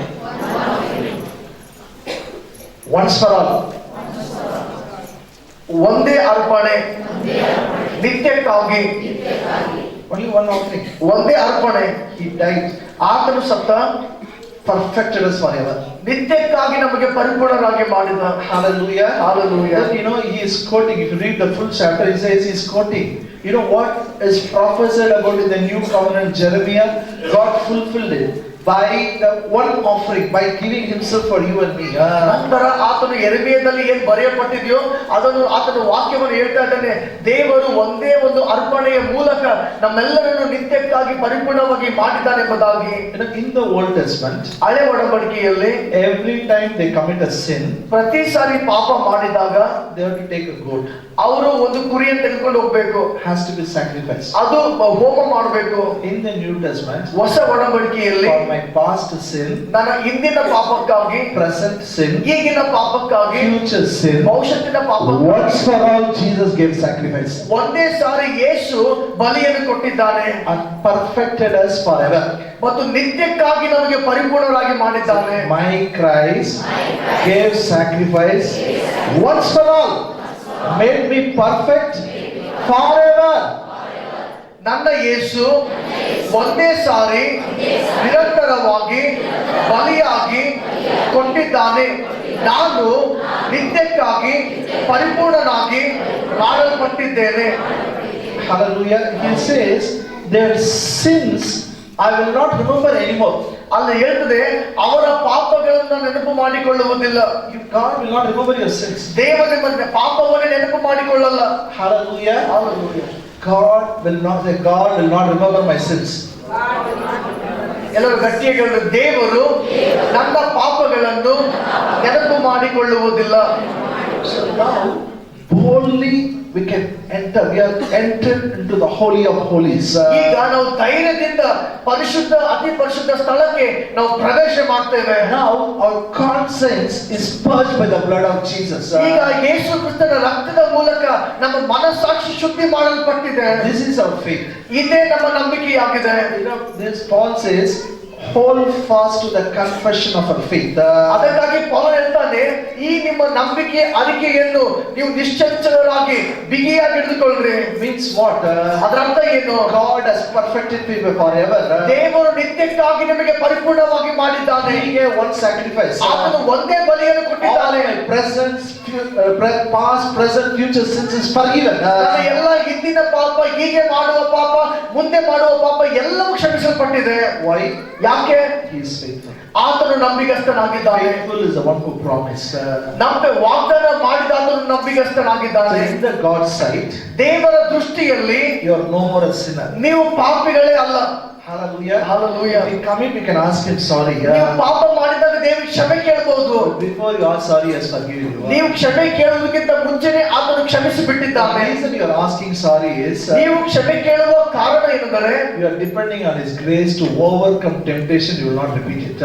ಮತ್ತು ಆ ಶೋಧನೆಯನ್ನು, ಆ ಪಾಪವನ್ನು ಮತ್ತೆ ಮಾಡದ ಹಾಗೆ ಆತನ ಕೃಪೆಯ ಮೇಲೆ ನೀವು ಆತುಕೊಳ್ಳುವುದಕ್ಕಾಗಿ. Amen. Am I clear? ಅದು ಸ್ಪಷ್ಟ ಆಯ್ತಾ? God is faithful. ದೇವರು ನಂಬಿಗಸ್ತನಾಗಿದ್ದಾನೆ. No one will go to hell. ಯಾರು ನರಕಕ್ಕೆ ಹೋಗುವುದಿಲ್ಲ. No one will go to hell. ಯಾರು ನರಕಕ್ಕೆ ಹೋಗುವುದಿಲ್ಲ. Why will they not go to hell? ಯಾಕೆ ನೀವು ನರಕಕ್ಕೆ ಹೋಗುವುದಿಲ್ಲ? Jesus has perfected forever. ಯೇಸು ನಿತ್ಯಕ್ಕಾಗಿ ನಿಮ್ಮನ್ನು ಪರಿಪೂರ್ಣರಾಗಿ ಮಾಡಿದ್ದಾನೆ. We should not make judgments on people. ನಾವು ಜನರ ಮೇಲೆ ನ್ಯಾಯ ತೀರ್ಪು ಮಾಡಬಾರದು. Hello. Church loves sinners. ಸಭೆ ಪಾಪಿಗಳನ್ನು ಪ್ರೀತಿ ಮಾಡ್ತದೆ. They preach gospel. ಅವರು ಸುವಾರ್ತೆಯನ್ನು ಸಾರ್ತಾರೆ. No problem. Any sin you come, Jesus loves you. Jesus will forgive you. ಎಂತನೇ ಪಾಪ ಮಾಡಿದ್ರು ಪರವಾಗಿಲ್ಲ, ನೀವು ಮುಂದೆ ಬಂದ್ರೆ ಯೇಸು ನಿಮಗೆ ಕ್ಷಮಿಸ್ತಾನೆ, ಯೇಸು ನಿಮಗೆ ಸ್ವೀಕಾರ ಮಾಡ್ತಾನೆ. Yes or no? ಹೌದಾ ಇಲ್ವಾ? Tell or no? ನಾವ್ ಹೇಳ್ತೀವಾ ಇಲ್ವಾ? Oh Krishna. But when they come here, ಆದ್ರೆ ಅವರು ಇಲ್ಲಿ ಬಂದಾಗ, after born again, ಹೊಸದಾಗಿ ಹುಟ್ಟಿದ ಮೇಲೆ, for one example, ಉದಾಹರಣೆಗಾಗಿ ಹೇಳ್ತೇನೆ, one drunkard. ಈಗ ಯಾರೊಬ್ಬರು ಕುಡಿತಾರೆ, we preach gospel, ನಾವು ಸುವಾರ್ತೆ ಸಾರ್ತೇವೆ, they accept Jesus, ಅವರು ಯೇಸುವನ್ನು ಸ್ವೀಕಾರ ಮಾಡ್ತಾರೆ, they come here. ಅವರು ಇಲ್ಲಿ ಬರ್ತಾರೆ. Till then we tell Jesus loves sinners. ನಾವು ಅಲ್ಲಿ ತನಕ ಎಲ್ಲ ಹೇಳ್ತಾ ಇದೀವಿ, ಯೇಸು ಪಾಪಿಗಳಿಗೆ ಪ್ರೀತಿ ಮಾಡ್ತಾನೆ. After they show their face here, ಅವರು ಇಲ್ಲಿ ತಮ್ಮ ಮುಖವನ್ನು ತೋರಿಸಿದ ಮೇಲೆ next day they drink. ಮರುದಿನ ಮತ್ತೆ ಅವರು ಕುಡಿದ್ರೆ What we tell? ನಾವೇನ್ ಹೇಳ್ತೇವೆ? You will go to hell. ನೀನ್ ನರಕಕ್ಕೆ ಹೋಗ್ತೀವಿ. What happened to Jesus' love? ಈಗ ಯೇಸುವಿನ ಪ್ರೀತಿಗೆ ಏನಾಯ್ತು? Because of one mistake, God will send them to hell. ಒಂದು ತಪ್ಪಿನ ಕಾರಣಕ್ಕಾಗಿ ನರಕಕ್ಕೆ ಕಳಿಸ್ತಾನ. I'm not saying they should drink. ನಾನು ಅವ್ರು ಕುಡಿಬೇಕೆಂಬುದಾಗಿ ಹೇಳ್ತಾ ಇಲ್ಲ. I tell you, drinking, not drinking is not an issue for going to heaven. ಕುಡಿಯುವುದು ಕುಡದೇ ಇರುವುದು ಪರಲೋಕಕ್ಕೆ ಹೋಗುವುದಕ್ಕೆ ಕಾರಣ ಅಲ್ಲ. Jesus is a reason to go to heaven. ಪರಲೋಕಕ್ಕೆ ಹೋಗುವುದಕ್ಕೆ ಯೇಸುವೇ ಕಾರಣ. We should have a big heart. ನಮ್ಮಲ್ಲಿ ದೊಡ್ಡ ಹೃದಯ ಇರಬೇಕು. You teach them the word, they will live drinking. ನಾವು ವಾಕ್ಯವನ್ನು ಕಲಿಸುವುದರಿಂದ ಅವರು ಕುಡಿಯುವುದನ್ನು ಬಿಡ್ತಾರೆ. Okay, now it's over. Now one more scripture I'll tell and close. ನಾನು ಇನ್ನೊಂದು ವಾಕ್ಯವನ್ನು ಹೇಳಿ ಮುಗಿಸ್ತೇನೆ. This is our homework. I told you yesterday I said I'll give homework. ಇದು ಮನೆ ಕೆಲಸ ಆಗಿದೆ. ನಿನ್ನೆ ಹೇಳಿದ್ರೆ ನಾನು ಮನೆ ಕೆಲಸ ಕೊಡ್ತೀನಿ ಅಂತ. Okay, how God will establish you. ದೇವರು ಹೇಗೆ ನಿಮಗೆ ಸ್ಥಾಪಿಸ್ತಾನೆ. Okay. Did you do your homework? ನೀವು ನಿಮ್ಮ ಮನೆ ಕೆಲಸ ಮಾಡಿದ್ದೀರಾ? I told you sit as a family.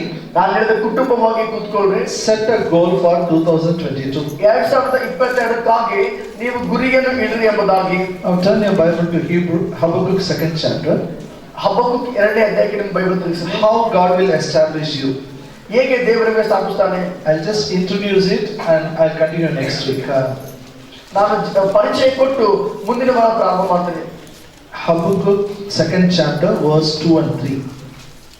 Then the Lord answered me and said, write the vision, make it plain on tablets, that he may run who reads it.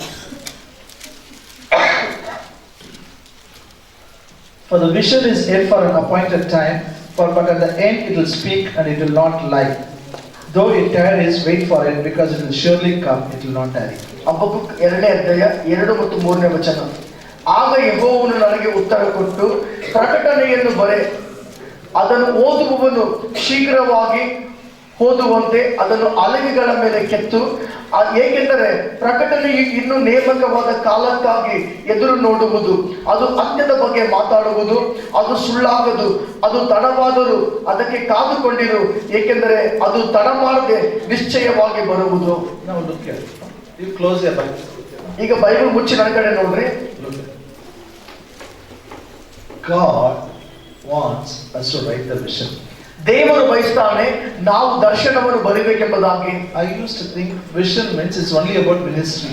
ನಾನು ಯಾವಾಗಲೂ ಯೋಚನೆ ಮಾಡ್ತಾ ಇದ್ದೆ, ದರ್ಶನ ಎಂಬುದಾಗಿ ಹೇಳುವಾಗ ಕೇವಲ ಸೇವೆಯ ಬಗ್ಗೆ ಎಂಬುದಾಗಿ. I used to write only about church and ministry, only that I write. ಅದಕ್ಕಾಗಿ ನಾವು ಕೇವಲ ಸಭೆಗಾಗಿ ಸೇವೆಗಾಗಿ ಬರಿತಾ ಇದ್ದೆ. But the vision is not only for church. ಆದ್ರೆ ದರ್ಶನ ಅನ್ನುವುದು ಕೇವಲ ಸಭೆಗಾಗಿ ಅಲ್ಲ, For family also we should have a vision. ನಾವು ಕುಟುಂಬಕ್ಕಾಗಿ ಕೂಡ ನಮಗೆ ದರ್ಶನ ಇರಬೇಕು. For children also we should have a vision. ನಮ್ಮ ಮಕ್ಕಳಿಗಾಗಿ ಕೂಡ ದರ್ಶನ ಇರಬೇಕು. Vision is the end, what they are going to become. ದರ್ಶನ ಅನ್ನುವಂಥದ್ದು ಕೊನೆಯಲ್ಲಿ ಏನಾಗ್ತದೋ ಅದು ಅದರ ಬಗ್ಗೆ ಆಗಿದೆ. Yesterday I gave you one example. ಈಗ ಉದಾಹರಣೆಗೆ ನಾನು ಒಂದು ಉದಾಹರಣೆಯನ್ನು ಕೊಟ್ಟೆ. When he was born, ನಾನು ಹುಟ್ಟಿದಾಗ everybody saw a child. ಪ್ರತಿಯೊಬ್ಬರು ಮಗು ಆಗಿ ನೋಡಿದ್ರು. They described how is his face, nose and all those things. ಮತ್ತು ಅವ್ರು ಹೇಳಿದ್ರು ಆತನ ಮುಖ ಹೇಗಿದೆ, ಮೂಗು ಹೇಗಿದೆ ಎಲ್ಲ ಹೇಳ್ತಾ ಇದ್ರು. But when God saw it, ಆದ್ರೆ ಯಾವಾಗ ದೇವರು ನೋಡಿದ, he didn't see Vinod as a child. ಆತನು ವಿನೋದ ಒಂದು ಮಗುವಾಗಿ ನೋಡ್ಲಿಲ್ಲ. He saw him as an evangelist who preaches the gospel. ಆತನು ಸುವಾರ್ತೆ ಸಾರುವ ಸುವಾರ್ತಿಕನಾಗಿ ಆತನು ನೋಡ್ತಾನೆ. He was born with a purpose. ಮತ್ತು ಉದ್ದೇಶದಿಂದ ಆತನು ಹುಟ್ಟಿದ್ದಾನೆ. To achieve that, he has to do something. ಅದನ್ನು ಸಾಧಿಸುವುದಕ್ಕಾಗಿ ನಾವು ಏನೋ ಮಾಡಬೇಕು. Still so much is there for his future. ಇನ್ನು ಭವಿಷ್ಯದಲ್ಲಿ ಅನೇಕ ಸಂಗತಿಗಳಿದೆ. That is, vision is the end. ಆ ದರ್ಶನ ಅನ್ನುವಂಥದ್ದು ಕೊನೆಯದಾಗಿದೆ. But to achieve that, ಅದನ್ನು ಸಾಧಿಸುವುದಕ್ಕಾಗಿ every year we have to progress. ಪ್ರತಿ ವರ್ಷ ನಾವು ಮುಂದೆ ಬೆಳೀತಾ ಹೋಗ್ಬೇಕು. We have to set a goal. ನಾವು ಒಂದು ಗುರಿಯನ್ನು ಹಾಕಬೇಕು. Goal is what I can say. It's like a short-term vision. For this year, I will do something to achieve my goal. ಈ ಗುರಿ ಅನ್ನುವಂಥದ್ದು ಉದಾಹರಣೆಗಾಗಿ ಈ ಒಂದು ವರ್ಷದಲ್ಲಿ ನಾನು ಇಷ್ಟು ಗುರಿಯನ್ನು ಸಾಧಿಸ್ತೇನೆ ಎಂಬುದಾಗಿ. You should pray for your wife, son, daughter. You should pray as a family how your family should be in this year end. how much should be your health, how should be your health, how much should be your wealth, what you should do for God. ಮತ್ತು ನೀವು ಕುಟುಂಬವಾಗಿ ಪ್ರಾರ್ಥಿಸಬೇಕು, ನಿಮ್ಮ ಹೆಂಡತಿಗಾಗಿ, ನಿಮ್ಮ ಮಕ್ಕಳಿಗಾಗಿ, ಮತ್ತು ನಿಮ್ಮ ಕುಟುಂಬ ಹೇಗಿರಬೇಕು, ನಿಮ್ಮ ಆರೋಗ್ಯ ಹೇಗಿರಬೇಕು, ನಿಮ್ಮ ಒಂದು ಅಭಿವೃದ್ಧಿ ಈ ವರ್ಷದಲ್ಲಿ ಹೇಗಿರಬೇಕು ಎಂಬುದಾಗಿ. What you should do for your career. ಮತ್ತು ನಿಮ್ಮ ಭವಿಷ್ಯತ್ತಿಗಾಗಿ ನೀವು ಏನ್ ಮಾಡಬೇಕು ಎಂಬುದಾಗಿ. Are you with me? ನನ್ನೊಂದಿಗಿದ್ದೀರಾ? Did you do your homework? ನೀವು ನಿಮ್ಮ ಮನೆ ಕೆಲಸ ಮಾಡಿದ್ದೀರಾ? I am a good teacher. ನಾನು ಹೇಳ್ತೇನೆ, ನಾನು ಒಳ್ಳೆ ಶಿಕ್ಷಕನಾಗಿದ್ದೇನೆ. I am not the person do the homework and I forget it. ಮತ್ತು ನಾನು ಇಂಥ ವ್ಯಕ್ತಿ ಅಲ್ಲ, ಎಲ್ಲರಿಗೆ ಹೋಮ್ವರ್ಕ್ ಮಾಡಿ ಅಂತ ಹೇಳಿ ನಾನು ಮರ್ತು ಬಿಡಲ್ಲ. I have prepared to help you. I have prepared something on paper. I'll give it. ಮತ್ತು ನಾನು ಸಿದ್ಧ ಮಾಡಿ ಬರೆದಿದ್ದೇನೆ, ನಿಮಗೆ ಸಹಾಯ ಮಾಡುವುದಕ್ಕಾಗಿ ನಾನು ಅದನ್ನು ಕೊಡ್ತೇನೆ. Those who want in English, you just stand in your place. ಯಾರಿಗೆ ಇಂಗ್ಲಿಷ್ ನಲ್ಲಿ ಬೇಕಿದೆಯೋ ನೀವು ಎದ್ದಿಟ್ಕೊಳ್ರಿ. Quickly. Rahul, you take it in this way. Only English. Those who want in English. ಯಾರಿಗೆ ಇಂಗ್ಲಿಷ್ ಬೇಕೋ ಅವ್ರು ಮಾತ್ರ ಎದ್ದಿಟ್ಕೊಳ್ರಿ. Quickly.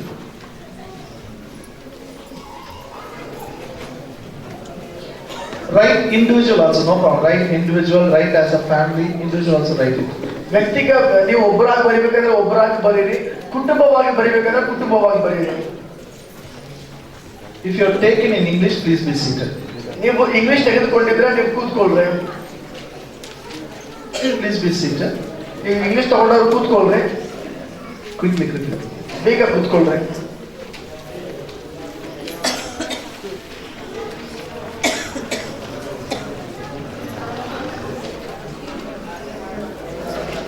Quickly.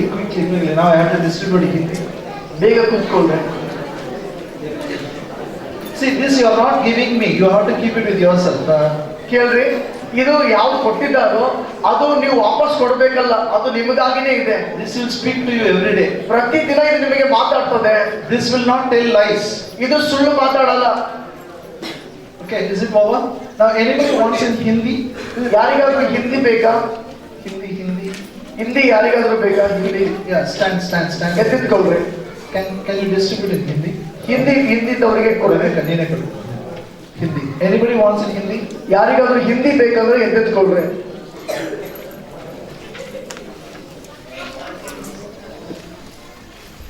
Okay. Now, okay, Kannada. Lift your hand. They'll come and give. ಈಗ ಯಾರಿಗೆ ಕನ್ನಡ ಬೇಕು? I need more volunteers. Kannada ಬೇಕಿದ್ದವರಿಗೆ ಕೈ ಎತ್ತರಿ. Rahul, you take some. Quickly. Kannada ಬೇಕಿದ್ದವ್ರು ಕೈ ಎತ್ತರಿ.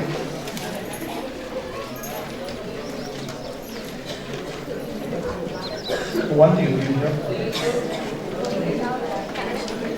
Lift your hand if you didn't get it. They'll come and give. ನಿಮ್ ಕೈ ಮೇಲೆ ಎತ್ತರಿ. ಒಂದು ವೇಳೆ ಸಿಕ್ಕಿಲ್ಲ ಅಂದ್ರೆ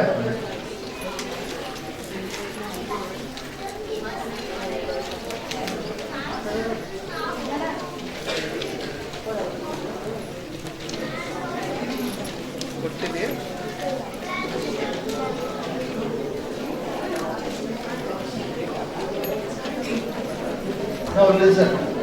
ಈಗ ಕೇಳ್ರಿ. Look here. So busy writing, right? ಎಲ್ಲರೂ ಈ ಕಡೆ ನೋಡ್ರಿ. Listen. ಎಲ್ಲರೂ ಕೇಳ್ರಿ. I will give you time to write. ಬರೆಯುವುದಕ್ಕೆ ನಾನು ಸಮಯ ಕೊಡ್ತೇನೆ. ಎಲ್ಲರೂ ಕೇಳ್ರಿ. Over, everybody got it? ಎಲ್ಲರಿಗೂ ಸಿಕ್ಕಿತಾ? You know, I want only this year I am giving. Next year onwards, you should do it by yourself. ಈ ವರ್ಷ ಮಾತ್ರ ನಾನು ಕೊಡ್ತಾ ಇದ್ದೇನೆ. ಮುಂದಿನ ವರ್ಷದಿಂದ ಇದನ್ನು ನೀವೇ ಮಾಡಬೇಕು. And you should do it before the new year begins. ಮತ್ತು ವರ್ಷ ಪ್ರಾರಂಭ ಆಗುವುದಕ್ಕಿಂತ ಮುಂಚೆನೆ ನೀವು ಮಾಡಬೇಕು. Sit down. Sit. ಕೂತ್ಕೊಳ್ರಿ. Anybody wants anything? Anybody missed it? ಯಾರಿಗಾದ್ರೂ ಬೇಕಾ? ಯಾರಿಗಾದ್ರೂ ಸಿಕ್ಕಿಲ್ಲ ಅನ್ನೋರಿದ್ರ? Even if you don't know to read and write, take it. ನಿಮಗೆ ಓದಕ್ ಬರಲ್ಲ ಅಂದ್ರೂ ಕೂಡ ನೀವು ತಗೊಂಡು ಹೋಗ್ರಿ. ನನಗೆ ಬರಲ್ಲ, ವೆರಿ ಈಸಿ, ನನಗೆ ಬರಲ್ಲ ಬೇಡ. Everybody should have compulsory. ನಾನು ಬೆಸ್ಟ್ ಅಲ್ಲಿ ಹೋಗುವಾಗ ಚೆಕ್ ಮಾಡ್ತೀನಿ ನೋಡಿ. Everybody got it? ಎಲ್ಲರಿಗೂ ಸಿಕ್ಕಿತಾ? ಲಿಸನ್, ಕೇಳ್ರಿ. Fine. This is the goal you should sit for yourself. ಇದು ಗುರಿ ನಿಮಗೆ ನೀವು ಹಾಕಿಕೊಳ್ಳಬೇಕು. What you write god will establish. ನೀವು ಯಾವುದನ್ನು ಬರಿತೀರೋ ದೇವರು ಅದನ್ನು ಸ್ಥಾಪಿಸ್ತಾನೆ. How that will happen, I am going to teach. ಅದು ಹೇಗೆ ಆಗ್ತದೆ ಅದನ್ನು ನಾನು ಕಲಿಸ್ತೇನೆ. Whatever you write, how it will become real, that is my teaching.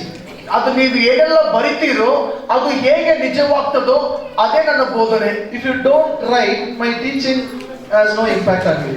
ಒಂದು ವೇಳೆ ನೀವು ಬರಿದೇ ಇದ್ರೆ ನಾನು ಕಲಿಸುವಂತ ಬೋಧನೆ ನಿಮಗೆ ಪ್ರಭಾವ ಬೀರಲ್ಲ.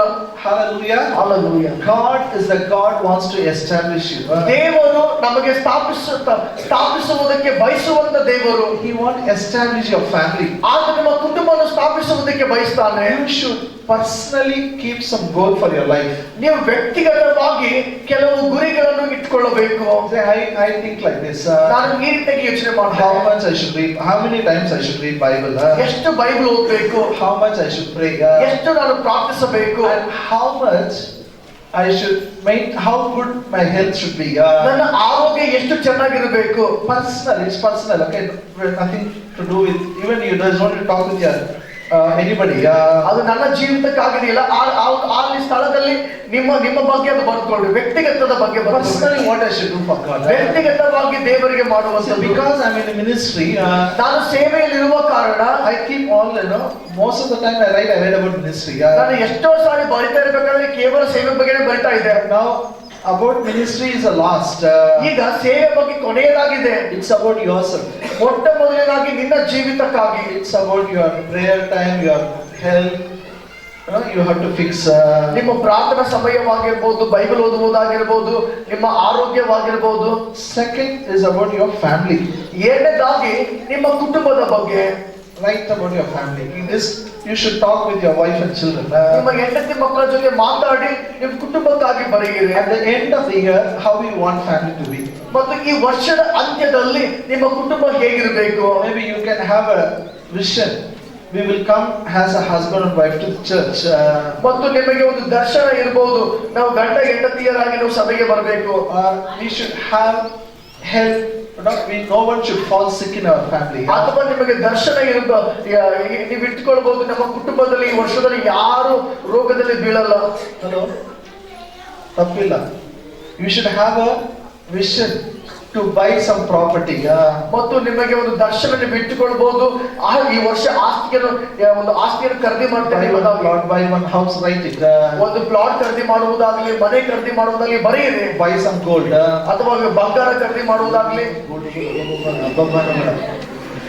You should have a gold.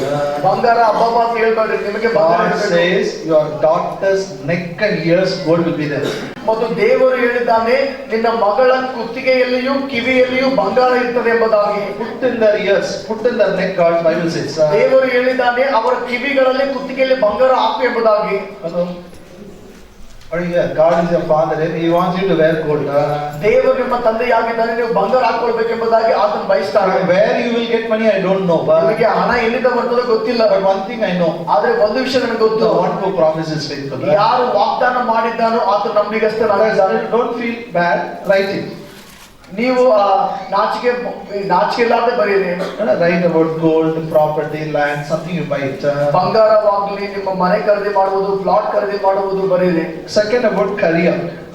ಮೂರನೇದು ಬಂದದ್ದು ಕೆಲಸ ಅಥವಾ ವಿದ್ಯಾಭ್ಯಾಸ. Everybody should study. ಪ್ರತಿಯೊಬ್ಬರು ವಿದ್ಯಾಭ್ಯಾಸ ಮಾಡಬೇಕು. Say everybody should study. ಎಲ್ಲರೂ ವಿದ್ಯಾಭ್ಯಾಸ ಮಾಡಬೇಕು. Nobody should say my age is over, I will not study. ಯಾರು ಹೇಳ್ಬಾರ್ದು ನನಗೆ ವಯಸ್ಸಾಯ್ತು, ಓದೋದು ಮುಗೀತು. Hello?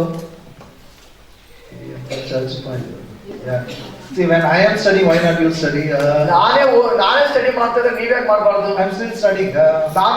ನಾನು ಸ್ಟಡಿ ಸ್ಟಾರ್ಟ್ ಮಾಡಿದ್ದೇನೆ, ಸ್ಟಡಿ ಮಾಡ್ತಾ ಇದ್ದೇನೆ. You should also study, compulsory. ನೀವು ಕೂಡ ಸ್ಟಡಿ If you ಮಾಡಬೇಕು. don't know to read and write, ನಿಮಗೆ ಓದಕ್ಕೆ ಬರೆಯಕ್ಕೆ ಬರಲ್ಲ ಅಂದ್ರೆ at least Kannada you should read and write. ಕನಿಷ್ಠ ಪಕ್ಷ ಕನ್ನಡ ಓದೋದು ಬರೆಯೋದು ಕಲೀರಿ. If you can't write today, ಇವತ್ತು ನೀವು ಬರೆಯಕ್ ಆಗಲ್ಲ ಅಂದ್ರೆ make your son or daughter to write.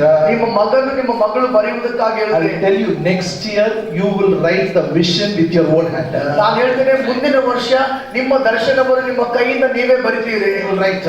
ನೀವು ಬರಿತೀರಿ. Because unless you learn to read and write, you can't read the word of God. ನೀವು ಓದುವುದು ಬರೆಯುವುದು ನೀವು ಕಲಿದೇ ಇದ್ರೆ ದೇವರ ವಾಕ್ಯ ನಿಮ್ಗೆ ಓದಕ್ಕಾಗಲ್ಲ. All of you should learn to read and write. ಎಲ್ಲರೂ ಓದೋದು ಬರೆಯೋದು ಕಲಿಯಿರಿ. Hello? Many people, don't come to Bible school.